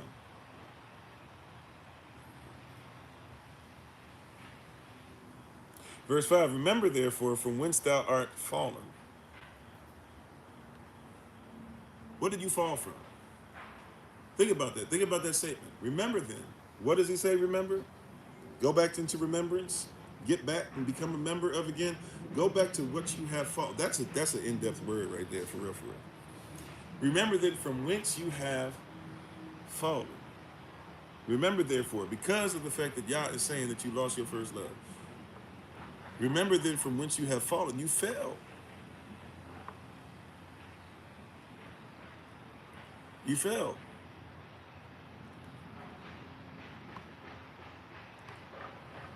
You're not even in the same position you used to be. What did you fall from? You fell from making sure that you were one with Yah, your first love. Your reason for moving, having your being, right? Living the way that you live. You fell from him. Revelation chapter 2, he says, go back to where you fell from. You have fallen. And do what? And repent. Repent. That means go back. The only way you're going to go back is through repentance. Turning away. Doing a 180-degree turn. You fell. It's not that you're not doing great things. Remember, we talked about that before. There will be persons who will come to Yahashua and they will say, we gave persons stuff to drink. And we gave persons food, and we made sure people had clothes, and we visited them in the hospitals, and we made sure that, we took care of strangers, and we made sure that we saw persons in jail, and the hospital would still say, get away from me, you workers of iniquity, I never knew you. Right? We know that for a fact. He says it in his word. Yasanas, thank you for being on, right?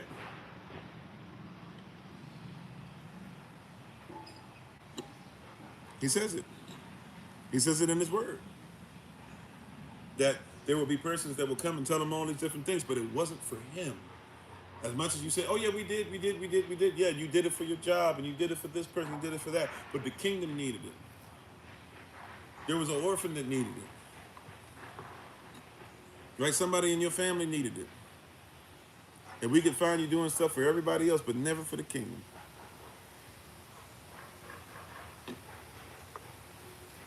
That's a terrible place to be, isn't it?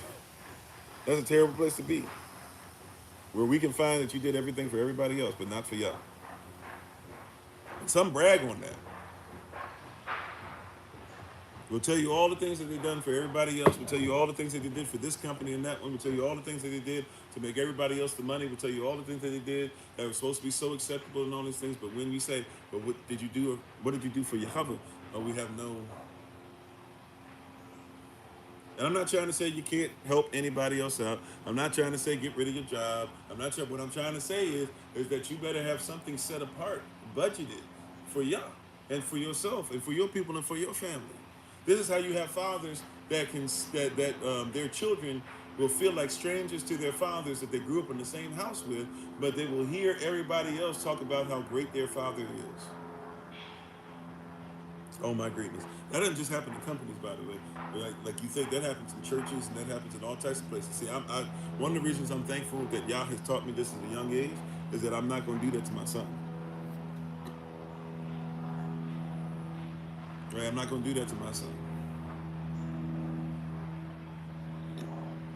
Not going to happen. He going to get his father, and he going to get his father for real, for real. He going to get every last bit of his father. He's going to spend time with him. He's going to learn the language his father speaks. He's going to wear the clothes his father wears. He's going to have the hair that his father has. He's going to laugh with his father more than he laughs with any of his little friends. He's going to have, he's going to laugh with his mother too. I'm not dismissing Elder right? I'm just saying my personal relationship with him. I've learned, especially in this position that I have, that I got to make sure that he gets the best that I have. That he gets me just as much as anybody else does. How crazy would it be that everybody else knows his father to be this and that? Everybody else has had long conversations with his father. Everybody else has had this, but he's never had it. And he has to listen to everybody else talk about how great of a spiritual father that they have. But he has no, but he has no recollection of any of the stuff that y'all talking about. Oh, you know, Pastor Kofi's gentle. He's a gentle giant. But I'm always mad at him and yelling at him because I take my anger out on him, but I'm nice to y'all.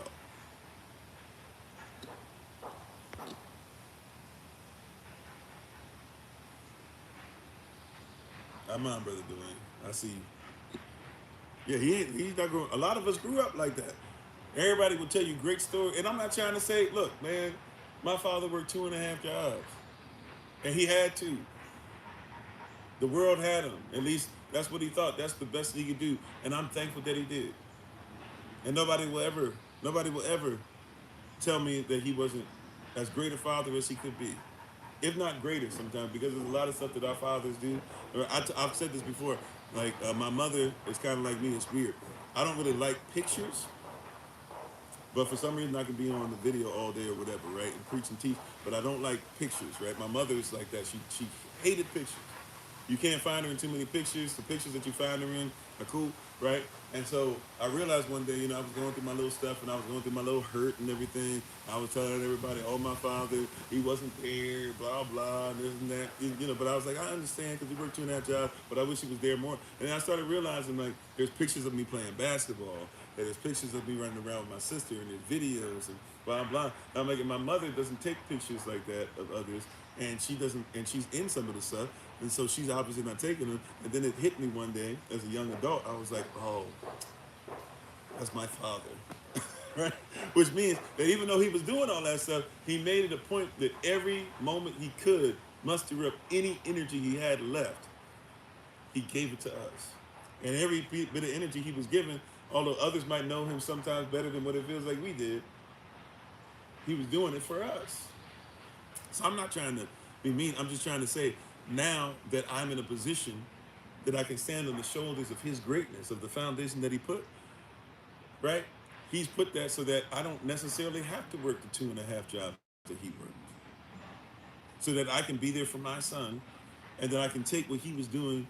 Basically, in essence, I'm giving what he gave to y'all. Right? He gave the best of what he did and produced me. And so now I take what he's given me and I produce it. So there is no Pastor Kofi without his father.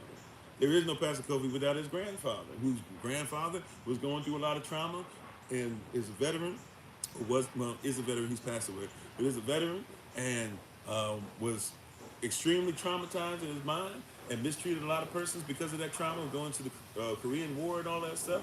But he gave the best that he could.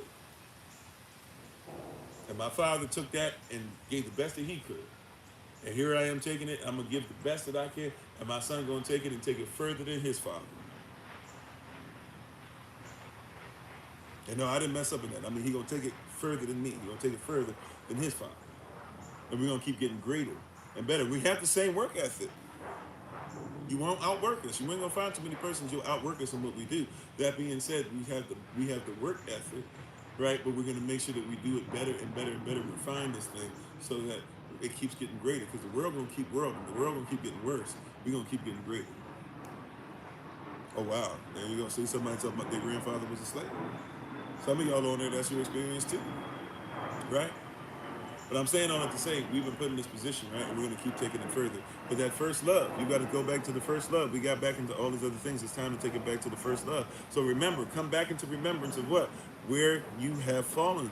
Repent and do the what? The first works. So it's not just the fact that you're doing the works. It said do the first works. Did you catch that? It's not that you're not putting in any work, but do the first works. First works basically saying when you first started doing it, what were you doing it for? When you first came into the kingdom, what were you doing it for? When you first started producing, when you came into Yah's kingdom, couldn't nobody tell you not to give your time, talent, effort, energy, money, whatever it was? Nobody could tell you not to give it. Now all of a sudden you can't give. When you first came into the kingdom and you realized nobody could tell you not to do that. When you first came in, yeah, we should support each other's business, blah, blah. Now all of a sudden, oh yeah, I'm too busy for that, blah, blah. What happened? What caused you to forget what you came into your membership as, right? You are dismembered. You're cutting yourself off and cutting off what it is that actually brought you joy and stuff just to go right back into the world, to go right back into Artemis, to go right back into what they lusting for. No, no, no. Go back to the first works. How you doing, Larry? Thanks for being part of the community. Because watch this. Here's the warning. Here's the warning, right? Or else I will come unto thee quickly and will remove thy candlestick out of his place, except thou repent. That means the whole assembly can be affected. He said, I'll take the whole assembly out. I'll take the branch off. Remember, he said that even to those being grafted in. He said, be careful. Y'all talking about what happened and laughing at persons who I already snatched off the tree. He said, I can easily snatch you off and put somebody back in your place. Right? So we need to push Mystery Babylon over by not using their money into dual seal, note opt out. Well, you got to have a place to where you don't even have to worry about it. You set up a safe place, right? Losing sound on YouTube. Okay, I apologize if we're losing sound, right? I don't know what that is. Sometimes people say the sound is great, sometimes it's not. Even with the microphones, it seems to be doing some weird stuff. I might have to look into some things, right? So we got to make sure that we get this and we repent. But he said this. I love this part. People miss this. But this thou hast, that thou hatest the deeds of the Nicolaitans, that you hate the deeds of who are the Nicolaitans? Right? That you hate the deeds of who? Who are the Nicolaitans? That you hate the deeds of those who try to conquer persons, right, by from an elevated place. In other words, even a lot of places you don't know this by definition, Nicolaitans are even a lot of persons who are in the pulpit today. Oh, losing signal? Okay, hold on.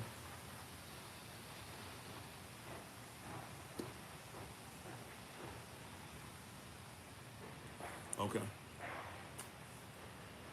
Okay, hopefully this is better. Sorry. Let me go back. But this thou hast, that thou hatest the deeds of the Nicolaitans, which I also hate. Right? Which I also ignore. I have no time for. I don't get in the same place, the same platform. Right? These are persons who try to conquer us. These are persons who try to go in pulpits and try to tell you and I, do this and do that, and won't even tell you the truth about the word, won't even tell you what these words mean. And they say it doesn't matter about this, Israel doesn't matter, Nicolaitan doctrine, right? I'm sorry, Nicolaitan, is this deeds? I'm sorry, it hates the deeds. The Nicolaitan doctrine will be talked about later on in Revelation chapter 2, verse 15, right after it talks about Balaam doctrine in Revelation chapter 2, verse 14.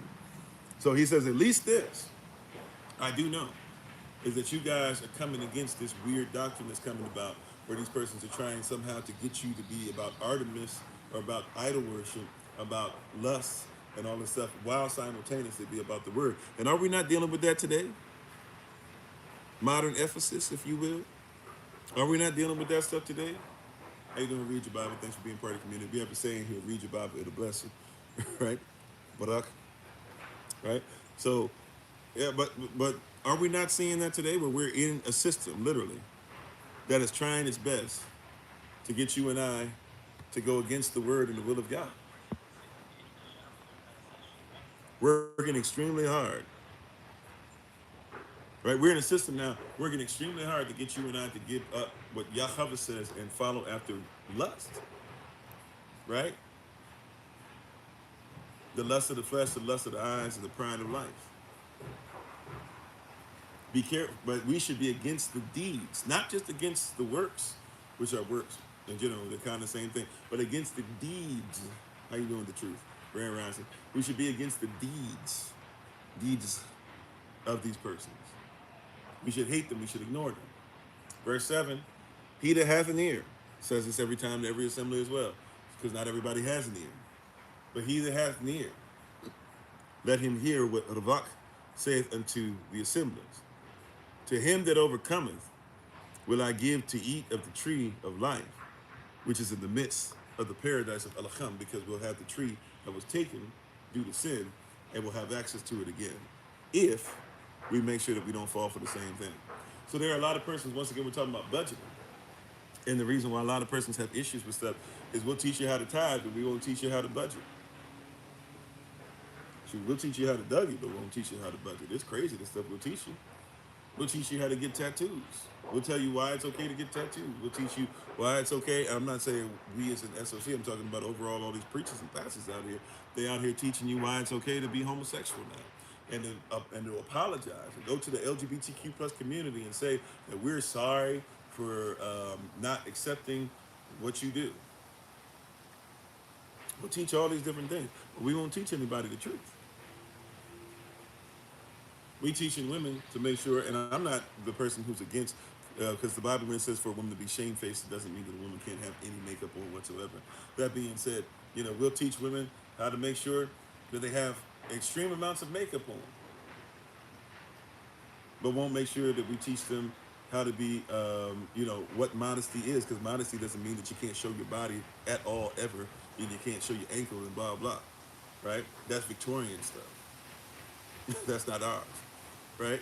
We'll teach men, right, how to make sure that they're a high value man, whatever that is, because everybody seems to have some weird fascination on what that is. We'll teach men how to be high value men but have no value. How you become high value? And first, we didn't show you the value of manhood and what true manhood and what true responsibility is.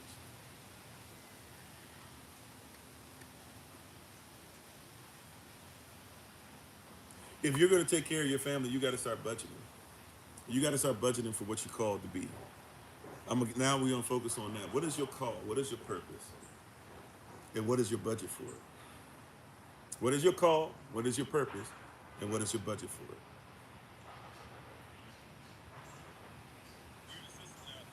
I'm called to preach. Okay, how much time have you budgeted out for what comes? Because those who preach, you got to budget time for persons to hate you.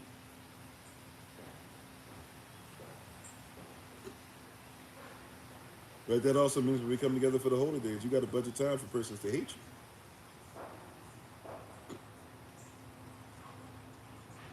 You get what I'm saying?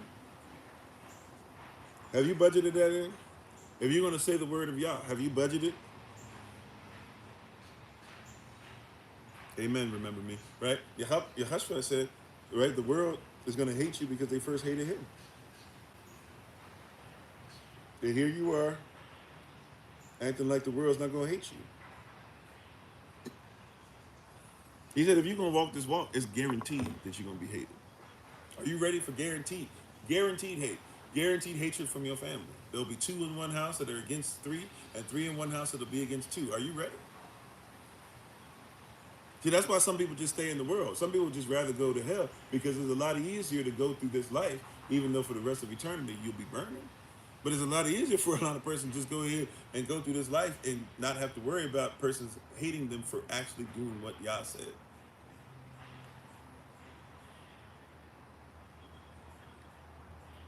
You got to budget that in. Have you budgeted in that you're going to have some stuff set aside for you and your family? Because there's going to be persons that are going to promise that they're going to give back, and when you give, now I'm not saying, see, once again, somebody's going to be, well, then the Bible said that you should give and not worry about giving back, sure, but should you make sure you take care of your family first?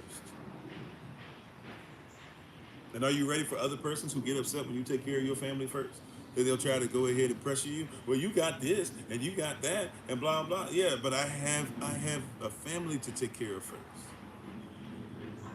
Even with SLC, I get it. By the way, once again, I am not the person that has ever been like, y'all better give, y'all better time. I don't try to guilt trip anybody. I tell you the truth about what the word said, but that's between you and your husband.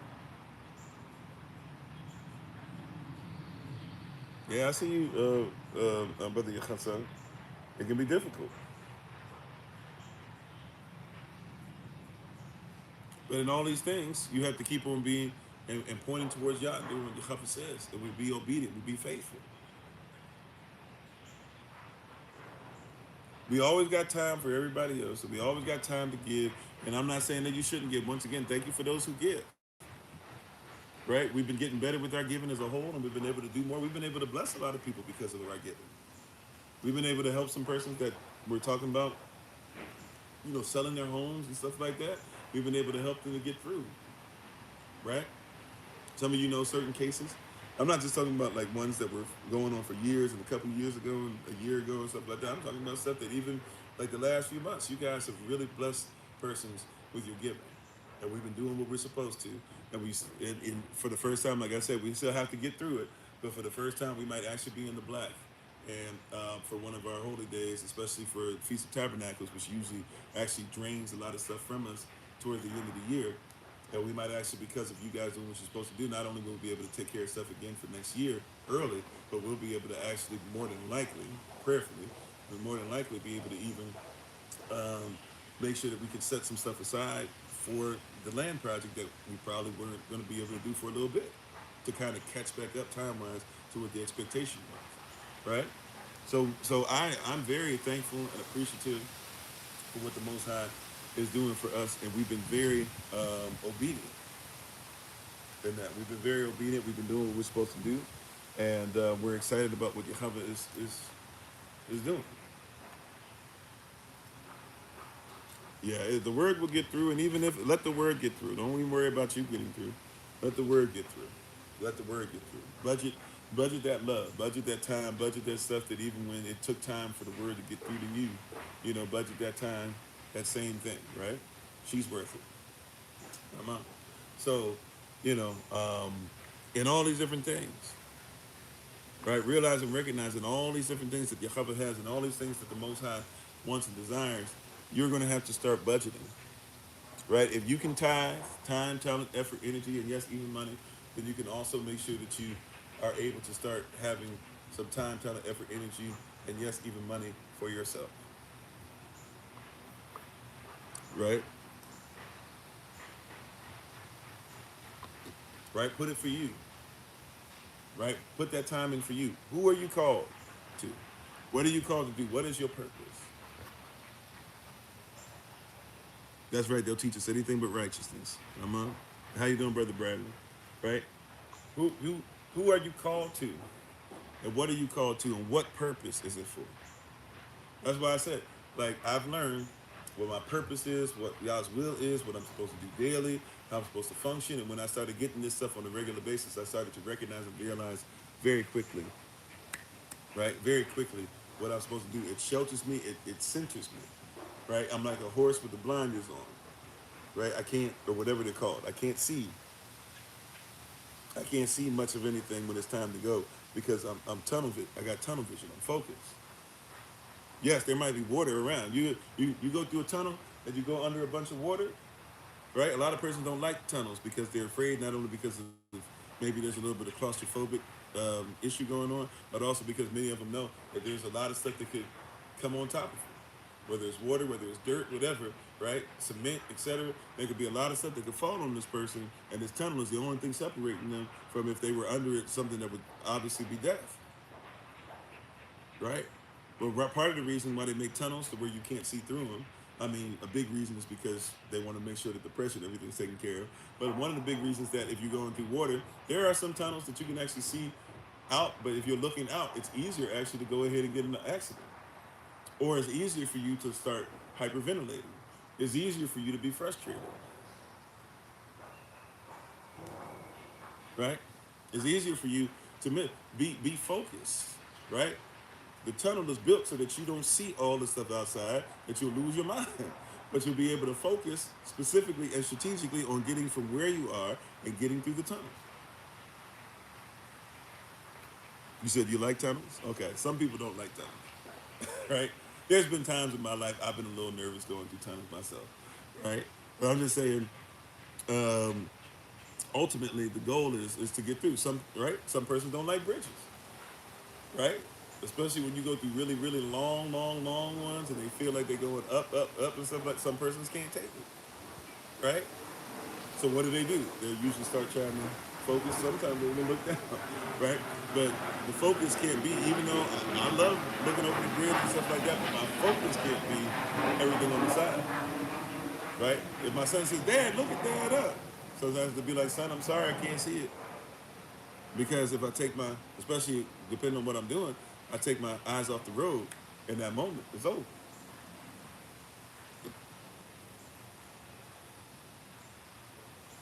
You said you've heard that you can correct a disobedient son, but what can you do with an ungrateful son? Well, the son becomes grateful. All you can do is you teach the son the word, right? You teach your son the word. You express to them everything that you can, but then they have free will. But you sow the seed. That's why it says, with the prodigal father, right? Like the father gave the son, even though he gave it to him early, but the father gave the son his inheritance like he wanted.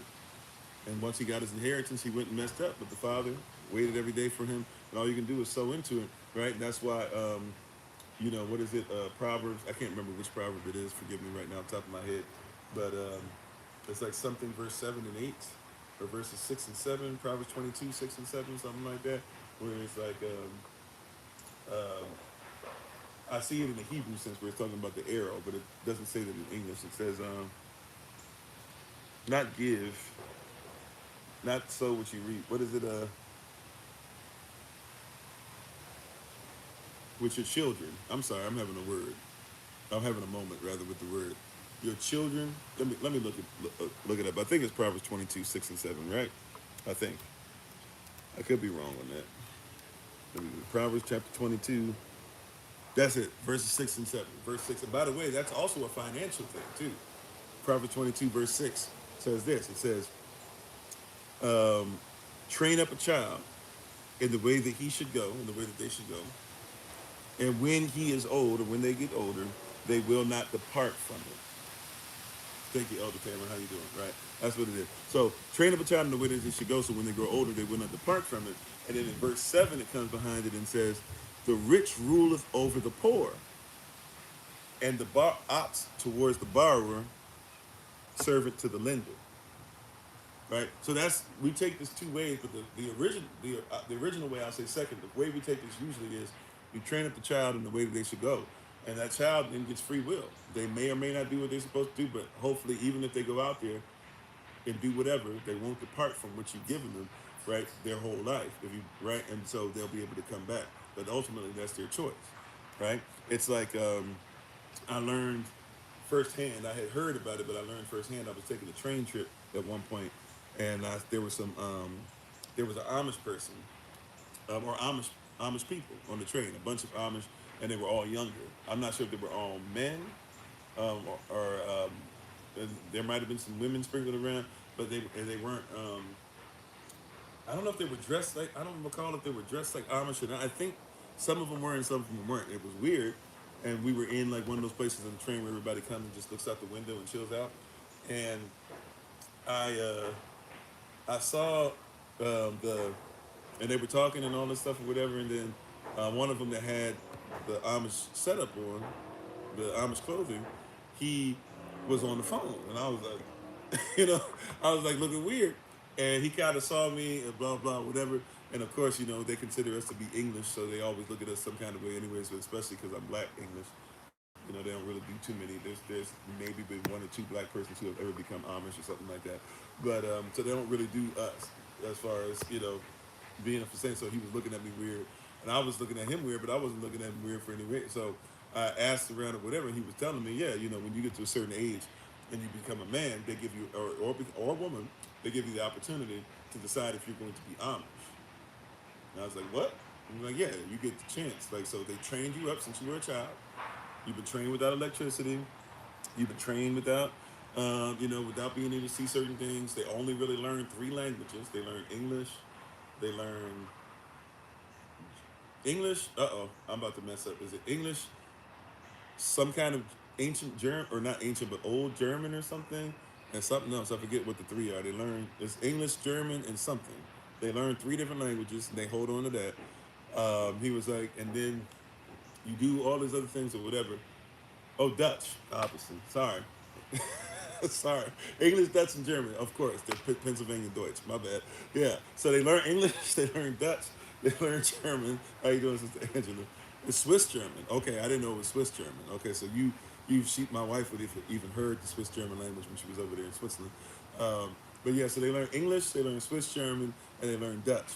And he was like, and you learn all this stuff, and they teach you everything. You learn the culture, you learn the biblical context, you learn the culture. Your whole life, that's all you're allowed to do. And they said when it comes time for manhood or for womanhood, then they give you an opportunity. They say, okay, go out into the world.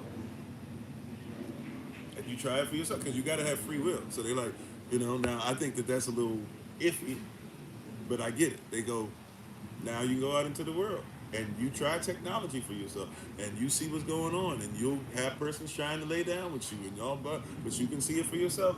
And we want to give you, I forget how much time they get. I feel like it's a few months, or maybe 6 months, maybe a year. I think it's like 6 months. I can't recall, but you get a certain amount of time, and then they say you have a chance to come back. And I was going to get to that. The percentage of those that come back, because they teach their culture and stuff so well, the percentage of them that come back to that is something like 99 point something percent. 99 point, I don't want to give point, I know it's 99 plus percent. So even with them giving persons an opportunity, most of them come back because they go into the world and they see the craziness and foolishness, and they're like, I think it's better that we come back to the Bible. Now, is it the truth all the way, the same way that we believe in and stuff? No. That being said, though, they're very heavy on their culture, very heavy on the Bible, and even stuff like building a mansion, all those things, they keep those things.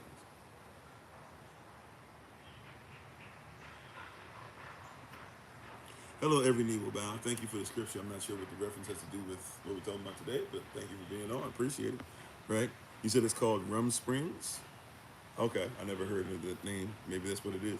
Or maybe he told me that's what it was. I don't recall. Right? And so yeah, so it's very very eye opening for that or whatever. But listening to him talk about it and stuff and everything, it's very eye opening. So yeah, so a lot of persons. Okay, well, thank you for sharing your dealing.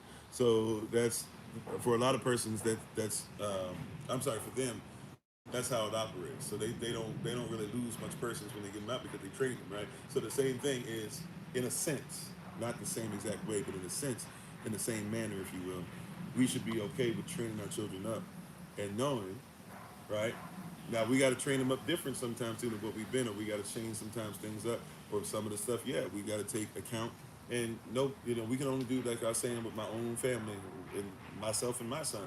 I can only do the best that I can. The more that I learn, and the more that I'm doing, and the more that I get into the Word, I can make sure my son is going through the same thing, right? And so, but the most we can do is train them up in the way that they should go, and when they grow old, the promise is they won't depart from it. Now, when that departure or non-departure, becomes clear for some, might be different than others, right? But our goal is to make sure. But once again, we also are looking at it different, because when Solomon writes this, Solomon is king, King Solomon. When King Solomon writes this, King Solomon is king of a nation,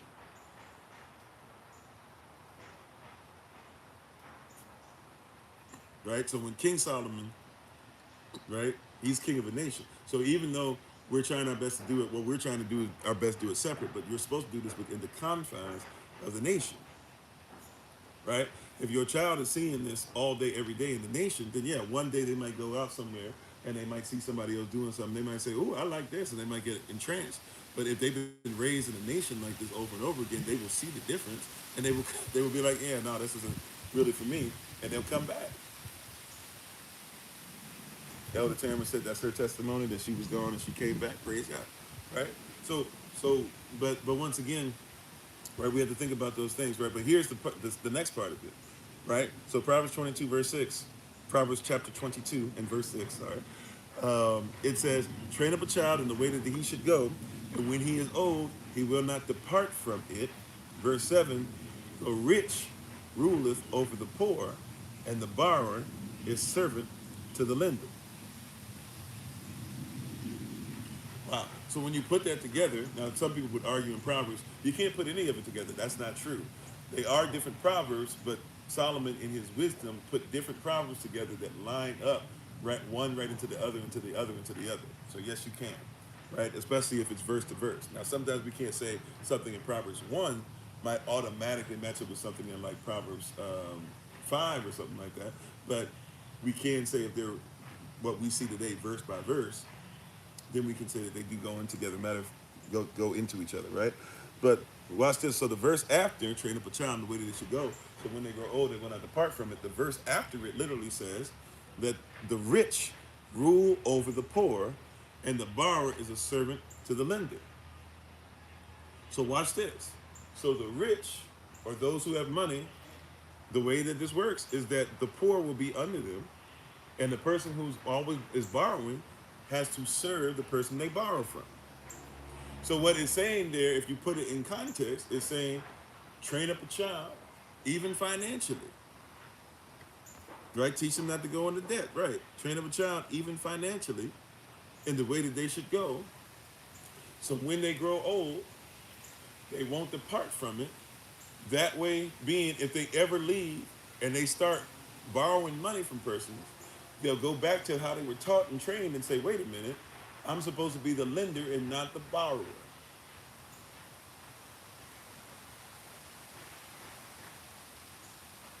Right? They go into debt and they'll realize, wait a minute, I've never lived as somebody in debt. Now, once again, we haven't been here. A lot of us have lived in debt. Some of us were messed up so much that our parents had us in debt. Some of you before you were born, a lot of you, not all of you, but a lot of you had debt before you even left your house. Some of you had bills in your name when you were still walking around in diapers. How you doing, Sister Shima? Right? And so it's difficult for us to have this conversation and think about it because we were raised in debt. Matter of fact, we were raised as wards of state. Yes, you don't know you were rewarded to your parents, but you were raised as a ward of state. You are an artificial person on paper, and you identify with an artificial person more so than who you actually are. Like there's a lot of stuff going on to where we're not even thinking properly. I'm sorry, what you said, the Northern Kingdom was wealthy, and not in Yah's word, and Yah was saying what he could do with them. How you doing, Eye Opener? Thank you for being on. Right? So we're in a situation to where we got to be careful because a lot of persons haven't even heard the word properly. Right? A lot of persons don't even know the word for themselves. They don't even recognize what's going on with this word. Right? When they hear debt or they hear stuff about debt, they don't even know that they've been in debt. Right? They were born. Matter of fact, put it like this: you were taught to accept debt. Right? Let's put it like this: you were taught to accept debt. You were taught to accept debt to the point to where when it says the United States of America is, what is it now? Matter of fact, let me just look it up because I'm not going to guess. I don't be looking that often. But you can go to, if you don't know, there's something called the debt calculator, U.S., and you can look at it for different countries. Each one has like their own version of it. But I'm going to look at U.S., you just look up U.S. debt calculator. Right, if you do a quick search and it'll bring up the national debt clock. Right? So you can read. So I'm reading. Somebody had told me, my wife had told me yesterday what it was. I didn't know for sure. So I just want to make sure. Thank you, babe, for the information. All right, like she literally told me what it was yesterday. She was exactly right. It's actually about to be 38, but right now it's 37 trillion. Right, which is 37 trillion, and it keeps going up. So I can't, so it keeps going up. But basically, the United States, which shows you how money doesn't really matter as much as you think. How you doing, Leonard? How you doing, Big Bad Wolf? Right, but it says it's 37 trillion, 768 billion, 732 million, 400, and we're about to be 500, a million, and whatever. Right? That means that per citizen, if you consider yourself a citizen, not a non-citizen national, but a citizen of the United States, then you have to accept uh, the debt per citizen is $109,950. But here's something on the debt calculator they don't show you. You ready? I'm about to show you something that you might not know, right? Because we don't think about it. We haven't been taught to think about this. Okay, you ready? So per citizen, that means that right now, every citizen of the United States owes $109,950. That's if you identify as a strong man, right? And if you're not private, right? That Whitney, that's a great question. You probably already understand and can go deeper into that, but we're gonna keep it surface level. But you're exactly right, right? So $109,950 per U.S. citizen. Now watch this. The debt per taxpayer is what? It's not the same, right? The debt per taxpayer. That means that you have some children who are in debt, but they're not in a position by law to pay taxes. So you don't count them. There's also non-citizen nationals and persons such as that ilk, right? But they won't tell you about that part. But those of you who know about that, you know about that, right? But that means 100. So each citizen is in debt right now for $109,950. Now, if you're able to, you could actually just go ahead and maybe get ahead of the game and just go, you know what? If you got it, you just go, I paid $200,000. I'm just going to pay off my debt. Now, you got to know who to go to do that, but it's possible for you to do that, right? And just say, I'm no longer in debt, right? Matter of fact, when you go further into debt, I'm not in debt. And if you try to go ahead and bring it on the next generation, I paid off some of theirs. You could do that. You don't have to always go through kind of the harsh paperwork way and stuff like that. But it's saying that the debt per taxpayer, so that means that the children are in debt already. They're born in debt, especially when we consider them to be strong men and we sign the paperwork. They're in debt, right? Already in debt, right? But those who are taxpayers, you are on the hook. If you consider yourself somebody who has to, or if you don't know how to become private, you are on the hook for $325,993 per taxpayer if you were a citizen.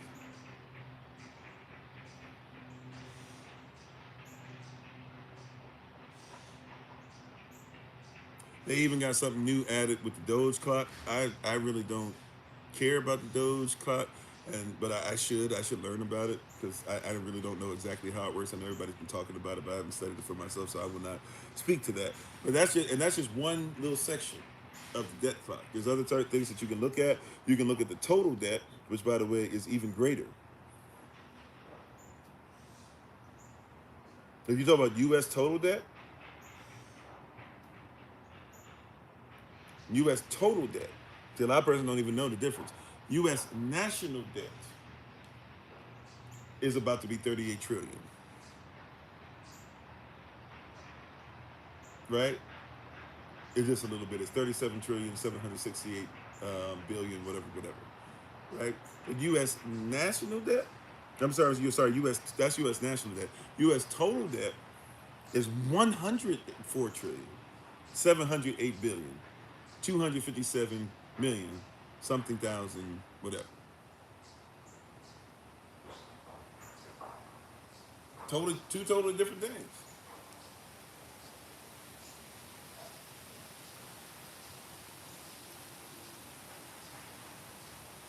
U.S. total debt. Do you know there's a such thing as they even look at credit card debt? They know about how much of y'all are in credit card debt. Money doesn't really matter the way you think it is. Once they have you in debt, they're not trying to get you out of debt, because once you're in debt, you're a slave.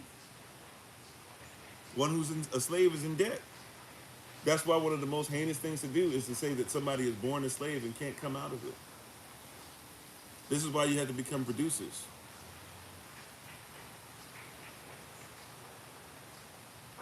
This is why you have to become producers. And by the way, if you wanted to know, the credit card debt is 1,281,416,425,000, whatever, because it keeps moving up, keeps going up. So everybody's working together, hand in hand, to continue to go further into debt. further into slavery. Supposedly, the U.S. population is 342 million plus.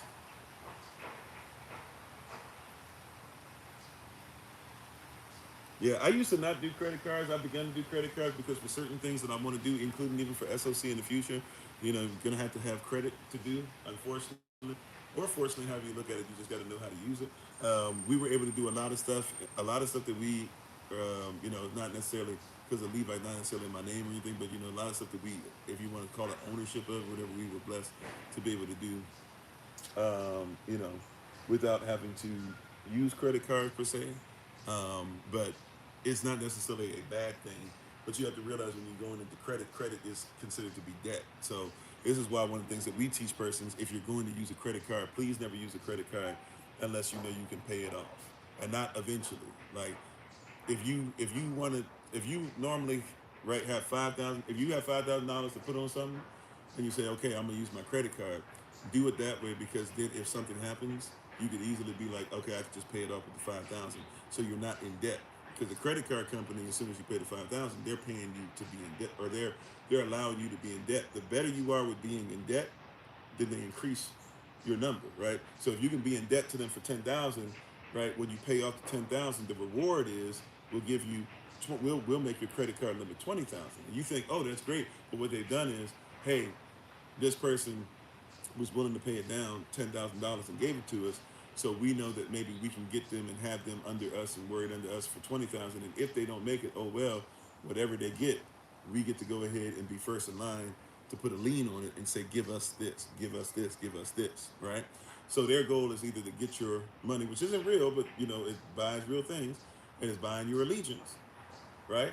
So their goal is they're not extending yourself because they're like, oh, we think that they'll be able to. No, they're extending yourself because they're like, hey, we're trying to take it to the limit. A lot of persons don't even realize when it comes to like your mortgage. Mortgage is literally where they gauge your mortality.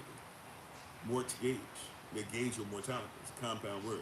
So they literally, when you sign a mortgage, they're saying 20, 30 years, 40 years, whatever it is that you sign, usually about 30 years, right? It's usually about the consensus, or usually the average, rather. You're doing a 30-year mortgage because they realize that most persons are going to be able to buy a house for the first time at a certain age, and so they do 30 years, and they figure either you'll die basically right off you finish paying it, or you'll die right before you finish paying it, and then they'll just have somebody pay off the rest, or try to make even more money off of it again, or your family will go into debt and they'll try to pay it or sell it to them so that they can sell it to somebody else. You know what I'm saying? Like, or even if you do pay it and you happen to live a little longer, a lot of persons will get into a second mortgage where they gauge your mortality, right? And so you'll go into that, and now you'll take out, even though you finish paying off that, you'll pay off something else that you might, right, to extend it so you get more money, but you might not live past that. That's what the mortgage is all about. So even in these things that they have in the system, our responsibility is to start making sure we start looking forward to, like, what are we setting aside? What are we setting aside for? Who are we setting aside to? And if we can teach you about all this other stuff, that's why we. And look, I know some of the stuff is paid stuff like SOC University and some of the Patreon stuff, but that's why we give you a lot of the stuff even in these live sessions there. Is if we're going to tell persons, hey, make sure you give an offering and you give tithes and this and that. One of the things that we should make sure of is that you know how money works, that you know how debt works, that you know that debt makes you a slave. You should know that for yourself. Right? They got U.S. citizens. Y'all are, whoever's U.S. citizens, you guys are about to be 38 trillion in debt. Your children, every man, woman, and child that's considered a U.S. citizen is going to be is going to owe about 110,000. Right? And every taxpayer, every person who can pay taxes, is going to have to pay 326, or is in debt for 326,000. Right? Now, I've never used the time machine portion. I don't know if that means I can fast forward it and see what's going to happen in the future, or what they think is going to happen. I'm going to test that. I'm not going to test that out here. They got a portion on here where it says time machine. Looks like you can go back and you can go forward. So that's interesting. I might do some research on that. Back, how bad was it? When did it start to pick up, blah, blah. You probably can find that out all through this U.S. debt clock.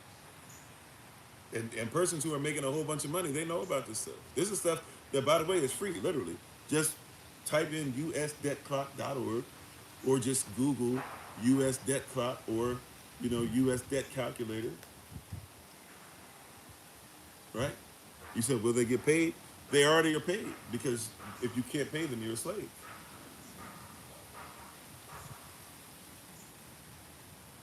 Right? The United States of America, now the real question, right, that we should ask there, to be honest with you, the real question that we should ask there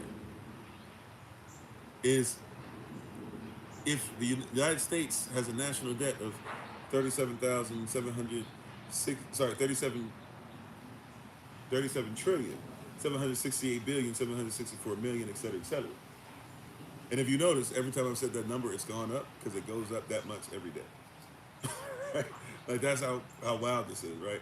That's why I be saying, people talking about money this and money's not real, right? The idea of what it gets you real things. Use it to get you real things if you can get your hands on it, but it's not real. It's not. You're living in the country. Remember, the total debt is 104 trillion. The national debt is 37 trillion. Right? So this whole thing of like, oh no, they're not worried about it. If you can't pay it off, you're in debt. If you're in debt to somebody, you're a slave.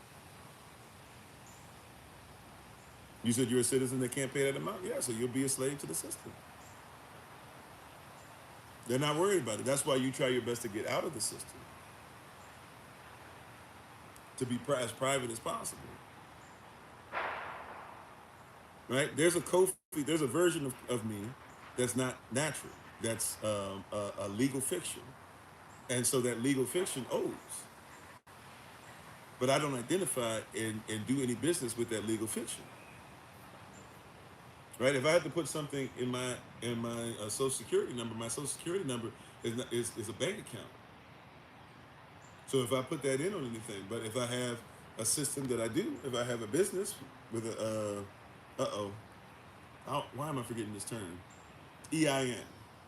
If I have a business and it has an EIN, put the EIN in. The EIN, all right, is a legal fiction. Just like the Social Security is a legal fiction. So they can do business with my legal fiction that's under me. It's a way of basically having legal or having a legal fiction under me, right? So I have a legal fiction, and legal fiction. See, watch this. Your legal fiction, your Social Security number, your birth certificate, even, is all attached to a legal fiction. It's under a legal fiction. This legal fiction is the master. This legal fiction, the United States Corporation. Right, 28 USC 300215 subsection A says the United States is a corporation. It's a legal fiction. So that corporation is over you. So you are under the legal fiction, right? If you at least your birth certificate. That's why you're never on trial. Your birth certificate's on trial, right? And that's why your Social Security card, by the way, has never been allowed. It's illegal to use the Social Security number as any way of identification. The IRS got businesses to start doing that, and now everybody looks the other way because they're so busy making money that nobody stands up for themselves legally, and nobody's been taught to, and nobody in HR even knows that you're not supposed to do that. You're not supposed to use my Social Security number for anything outside, right? As far as identifying me. So if somebody were to even challenge it, and a business got smart, and a lot of them are smart enough to do this, especially because persons are learning this stuff, they would basically say, oh, well, we're using this, we're not using this as identification. But if you're not using identification, then what are you using it for? It's a routing number, right? So you have to be careful. You have to be aware of that. They're doing a lot of stuff.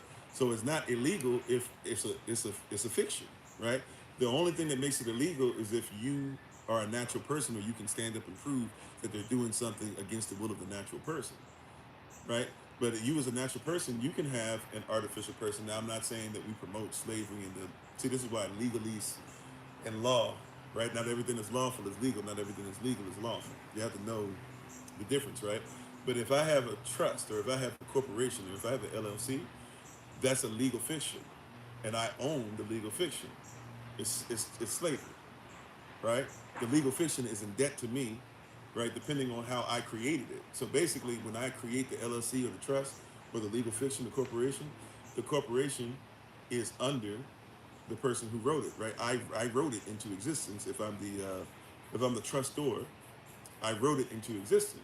So when I created it, I am therefore, in essence, its creator, and it bows down to me. So if anybody wants to have business with that legal fiction, you can't have business with the legal fiction without making sure that first, when I have this created, this is how this is how the legalese works, right? You making yourself a so-called God, right? That's what they want. You have to know who you're dealing with. They're looking at each other as deities in a sense, right? And they're talking. So you're going to court thinking I'm going to go to court and I'm going to represent myself. The only reason why you can represent yourself is because you can't represent yourself. You know that, right? Right? Like if you have a corporation, for example, right? If you don't know this, if you have a trust, let's say your trust owns your home, and it's not a bad thing to have your trust own a home. Just saying, if you have the trust own your house, you cannot go into court and say I'm going to defend my house because they're going to say your house belongs to the trust. You're going to say yeah, but the trust is mine. They're going to say but the trust is a person. The trust is a legal fiction, and you are not allowed to defend another person in our state because you're not a lawyer. But then you say, well, I could defend myself. Well, you could defend yourself, right? But you have to realize you're not defending your legal fiction. You're defending yourself. You don't even realize what they're saying. You can defend yourself because you can defend who you are as a natural person, right? But if you try to defend, if you get a lawyer, the lawyer is defending. Right now, you can get the lawyer to defend yourself as a natural person too, by law. But the lawyer is really going to come in, especially for many of you not knowing any different. They're going to defend the legal fiction. I don't know if everybody got. Some of you will get that, some of you won't, right?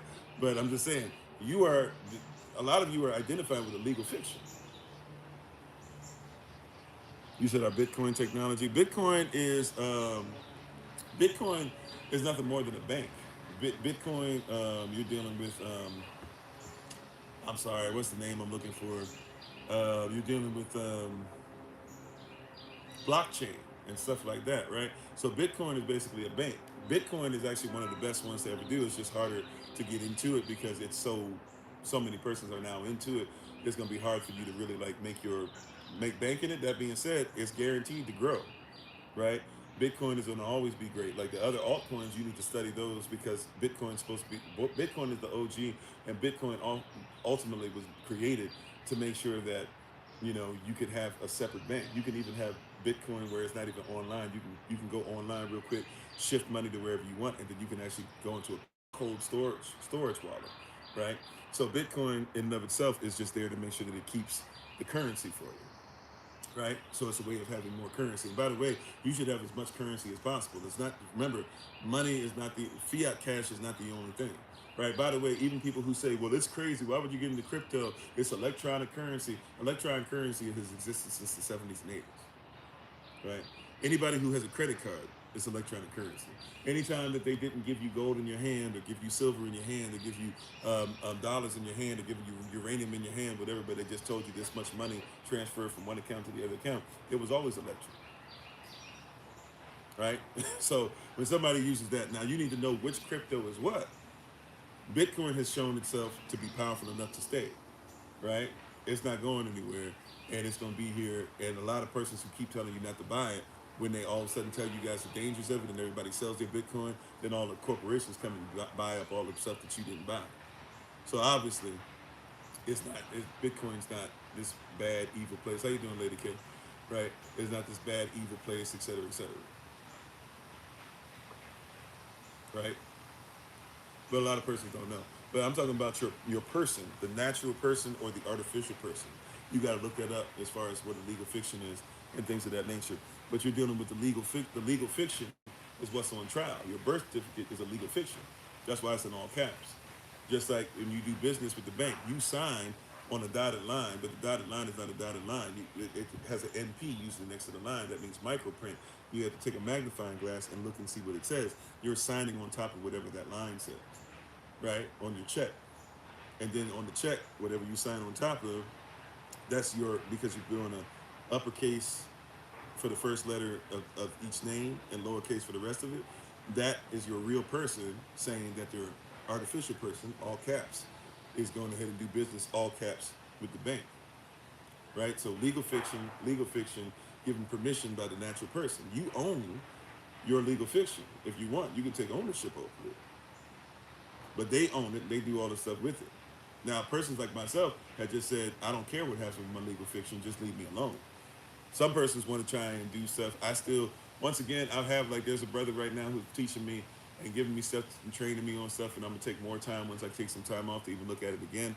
I don't know about the whole authentication of one's birth certificate, because why would you try to authenticate what is a legal fiction? But I guess they're trying to say, I want to say that I'm authentic. But if your birth certificate comes from the state, that means that the state says that they know that a person came through. They just saying that we can't find you, so that we use you as a legal fiction. But if you show up and say, I am the person that's missing, then basically the birth certificate can be inauthentic, but you can take ownership over your inauthentic self. I'm going into a whole different place now, right? But long story short, you know, you have there. A lot of persons have been taught to look at the artificial version of self, and we don't even know this stuff exists. But that's what it is. Like I said, look at what I'm talking about with trust. If your trust owns your house, and you went to court over your house, you can't represent yourself, because you are not the person that the court is worried about. It's your trust. The trust is a legal fiction, right? The trust is a legal fiction. Yeah, so a trustee. Now, you could be the trustor, the trustee, and the beneficiary, depending on how you write the trust, right? So maybe you can show up as the trustee. That's a great point, right? But you can't just show up if your house is on the trust and you haven't written it in. You are if you are the trustor, or whoever the trustor is, make sure that they write in that you are the beneficiary. If not, then don't do the trust. Okay? Right? But that's basics. Like, that's basics 101. That's kind of surface level. And if it sounds like it's a lot, it gets a lot deeper. And I'm not a so-called guru in this, so I don't pretend to be like, I have all the knowledge and stuff. I got just enough stuff to kind of get you started. You know what I'm saying? And at least get you thinking in a different direction. But I'm not trying to live in some of the stuff other persons are trying to go into. I'm trying to separate from the system as a whole.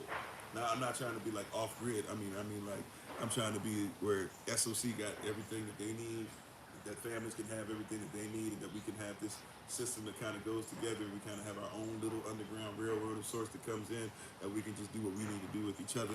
And if we want to do business with the world, we go and do business with them real quick, but we come right back to where we are, but we're private. That's how I'm trying to be, right? You said you can't be all three. That's considered to be inoperable. Yeah, I mean, if you want to say this inoperable, sure, right? You wouldn't. So put it. Well, okay. So you bring up a valid point. I guess I can't leave that sitting here on recording, right? So as far as the trust, what I mean, you're exactly right, right? So I'm talking legal. So you're right. As far as legal jargon, you can't say that you are officially the beneficiary, and officially the trustor, and officially a trustee, right? But you can write the trust in such a way to where you still are getting benefits as the trustor, right? While being the trustor and being a trustee, or do 2 out of 3, or find a way, right? So that's what I mean. And somebody says, well, isn't that being a little nefarious, or blah blah? No, it's legal, right? Like, you just can't hold it tight. Like, for example, when you write a trust, usually, or LLC, usually you have to have a board, or usually not usually, you have to have a board, right? When you put the board together, right, for the trust, right? When you put the board together, that's why the United States is a corporation, and also too, then in subsection B, it says that the United States is not a corporation, but it's a trust, and it's a board, right? So you put on a board, you put the trust on. That's why you have the president, vice president, et cetera, right? Now, watch this. There's a CEO of the United States corporation, but not on paper. But the way that the trust is designed that the president bows down to others, right? Not necessarily to the people, even though that's what you were taught, is that the president serves the people, right? But the president is supposed to be what? His main responsibility is to support and defend the Constitution of the United States against all enemies, both foreign and domestic. Now, who tells him which enemies are foreign and domestic? According to the trust.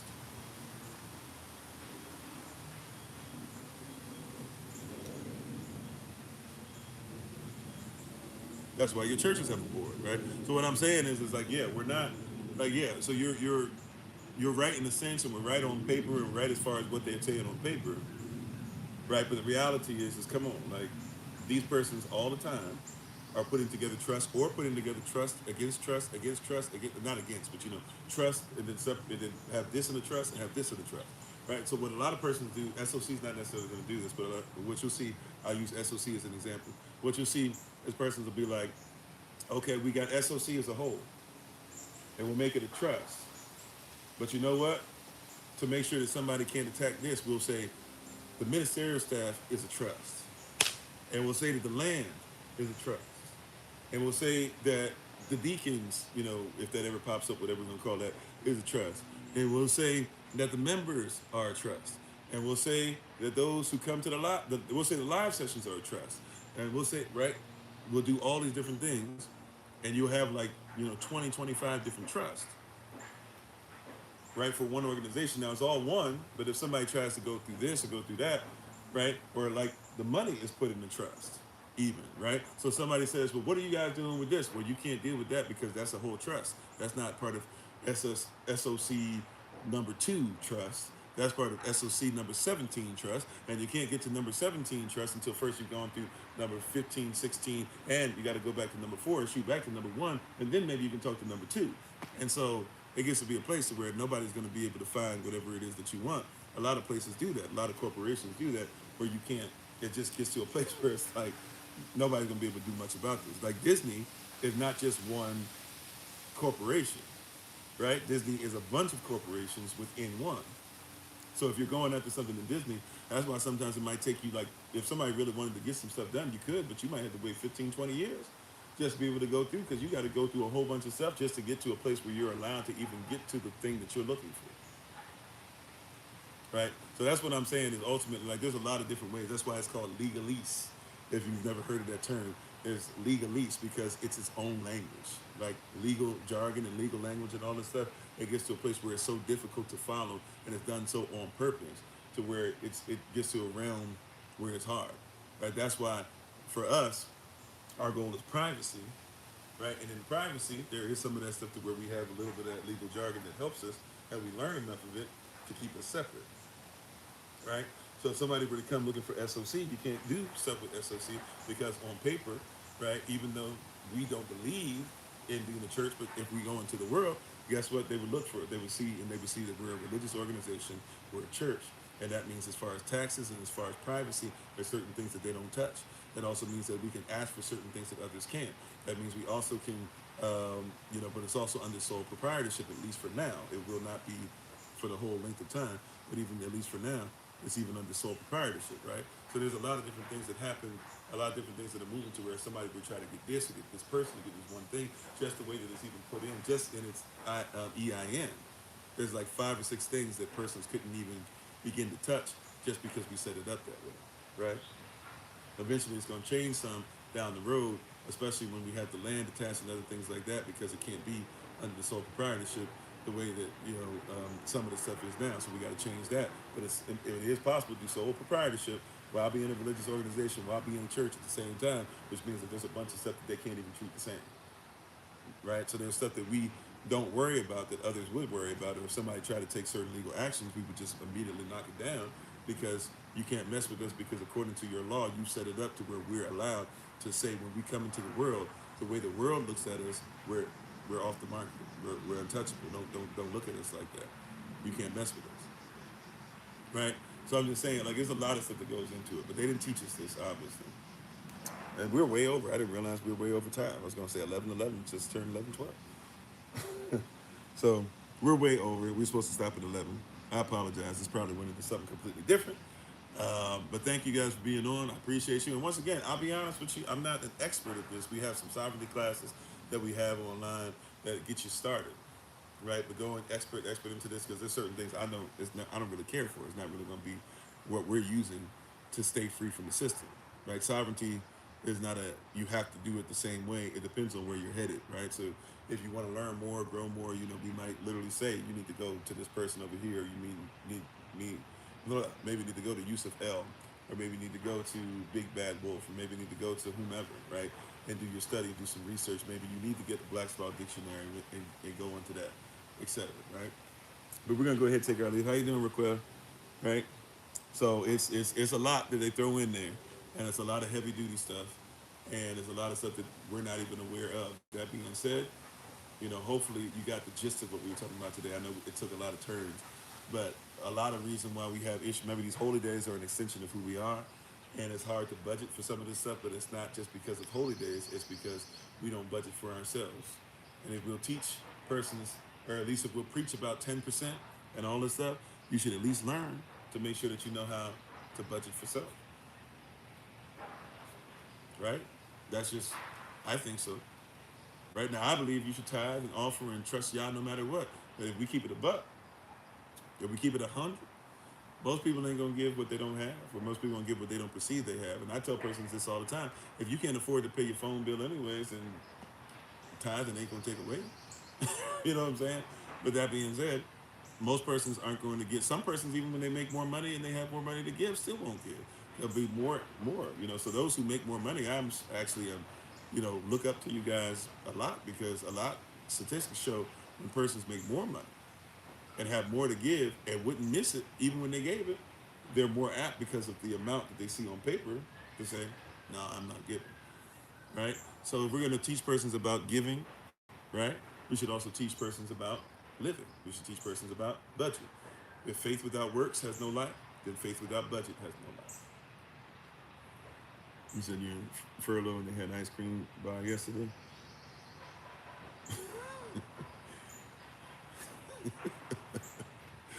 I'm on, right? So prayerfully you got the gist of it though. Thank y'all for being on.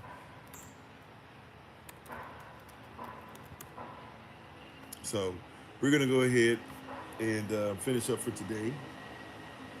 Tadak Mashapache, thank you for being with us. We appreciate you. Praying for you, by the way. Might I add this as well? Praying for you guys that are going through furlough for any reason. It's hit my family. It's hit many of us in SOC family. Um, it's not easy to deal with. It's frustrating for many, especially if you are supposed to be so busy with the government that you can't really do anything else, but then they can immediately cut you off in a manner where you can't do anything else, right? And I know there's a lot of stuff that means bills and all types of stuff coming up, and even some of you are being faithful through all that. It's still coming through with the whole coming through and the holy days and all those things. And I believe that Yah will take care of you, and we've tried our best. We always do such as we have, we give unto thee. We've even tried our best to send some of you a little bit here or there as much as we can, because we know it's tough, and it was even tough before that. The sisters, what was it, 300 and something thousand of you all, basically, and I think it's gone up to 500,000 or so of so-called black women, losing their jobs, and a lot of persons in general just losing stuff. Farmers are out there now. It's getting crazy. It's getting crazy, but that's why you got to work. Our works can't be based off of the system, at least not to the same level. Our goal has to be, if they'll do this here. I'd say this. I know time is up. I was raised in a household. My father, I told you, he worked 2.5 jobs. The half would always be his own business that him and his brother, or a man that was like his brother, would always be trying to put together. Then he had 2 jobs. One job he worked for the state of Maryland, and one job which he still has to this day, still putting in hours too, is for the federal government. So I grew up in a household to where we were always hearing about the federal government every year that I can recall. I grew up in a household where we always heard about how the government was going to shut down.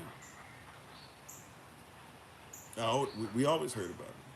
No cap. Like every year, I didn't even pay attention to it. I didn't even know what it meant. As I got older and then I went into the military, right? I realized, oh, this is what they talk about. Even a couple times, but they say it doesn't affect the military. It caught us to where we weren't paid on time. About 3 times in my little, it was only 6 years I was in, but about 3 times, we didn't get paid either, right? So it affects persons, especially if you're still supposed to be doing what you're supposed to do, and once and no matter what's happening, they're still gonna be getting their checks, right? Well, they're still arguing and saying why they won't do stuff. They're still gonna get paid. Yeah, it's a lot to deal with. So know that you're in our prayers, and know that we're not so separated from the system, that we're not empathetic, right? So just know that. Know that we're not. We are empathetic. We are trying to help out as much as we can, and prayerfully, things will become better and greater for you. Hopefully so. And we're thankful for you guys being on. We are praying for you. We'll try to help out as much as we can. Just know that we're still growing, and I still have responsibility for certain things. But hopefully, you guys, especially if you've been with us long enough, and even some of you have seen in the last few months, we have been able to do, you know, pretty decent, I would say, in helping others out. Right. So we're praying for you, and yeah, we look forward to seeing you guys. But anyways, we'll see you again tonight. We're probably going to talk about Reaganomics. So we won't be discussing tonight like we were yesterday, last night. It'll be disgusting stuff in there, but it won't be discussing like all the stuff we were talking about with bodily functions and all that stuff. So we'll probably be talking about Reaganomics. Probably. We'll see. I'm praying about it. That's what I would like to talk about. Holy Spirit hasn't told me for sure yet. But hopefully we'll be talking about Reaganomics tonight. But we'll see you guys tonight. If you want to join us on TikTok, join us on Kofi_42. If you want to join us on YouTube, join us right here, same place. It'll be at 8 p.m. New York time. And we're looking forward to continuation of the word. Thank you so much. Remember, it is the holy day season, so if you're able to give and help out for us, not only for persons who are traveling different things, but also to persons that might need help. But also, too, we are in the midst of the holy days, Feast of Tabernacles, trying to make sure things are together, making sure we have enough food and all those stuff, and even some things like we're hoping, like we said, to have enough to be able to have to where we can not only, right after we finish, take care of next year's responsibilities right away, but also be able to be in a position to where we be able to be in a position to where we can even put some stuff aside for some of the stuff that we plan on doing really big for the first time with the land, as far as even using machinery, hopefully. So we're looking forward to some big things next year. So thank you, everybody. But shalom to everybody. Thank you for joining us on the podcast. If you came over from IG, if you came over from Clapper, if you're with us on YouTube, Facebook, TikTok, we appreciate you all. We'll do a quick shout out today. I thank everybody again for being on. We appreciate you so very, very much. We honor you. We respect you. Thank you again for so much that you guys do, in front of the scenes, behind the scenes, et cetera, et cetera. We look forward to great, mighty, and marvelous things happening. Thank you again for being with us. Hopefully, we should see you virtually, physically, and on October 6th through the 13th. Up until then, tomorrow in the Rising and Sunday in the Rising, we'll finish up our series on holy days, and what we'll do, even though we're going to do Q&A on Thursday and Friday, what we'll do is on Sunday we'll end with a review/Q&A. So if there's anything we've been talking about with holy days that you guys are still like, I don't get this, or blah blah, or what were you talking about here, or where can I find, et cetera, feel free. Or even if you were against something that I was teaching, preaching, whatever, it's all gravy. Just have those questions ready for us on Sunday. And we will have our Q&A during the Feast of Tabernacles on Thursday and Friday next week coming up as well. All right. So tomorrow we'll have a quick teaching before we go into our podcast. The podcast for the rest of the month will be Elder Anais for every Saturday. So please make sure you're checking us out, 10 a.m. New York time, and she'll be running that for the month of October. So we're thankful and grateful to her for her stepping up, and hopefully you guys enjoy it. But thank you for being on. Hopefully this blessed you. Barak, and thank you for being righteous. We will talk to you guys soon. We give our honor and praise to the Most High. We give our praise and honor to Him for my wife, the Honorable Alma. And remember, as always, beloved, that you are loved, you are necessary, you are majestic, you're fearfully and wonderfully made, and you, which is all of us working together, will be the reason why people who are in this system no longer have to be of it. Shalom, take care, family, peace. If you want to stay on for the shout out, feel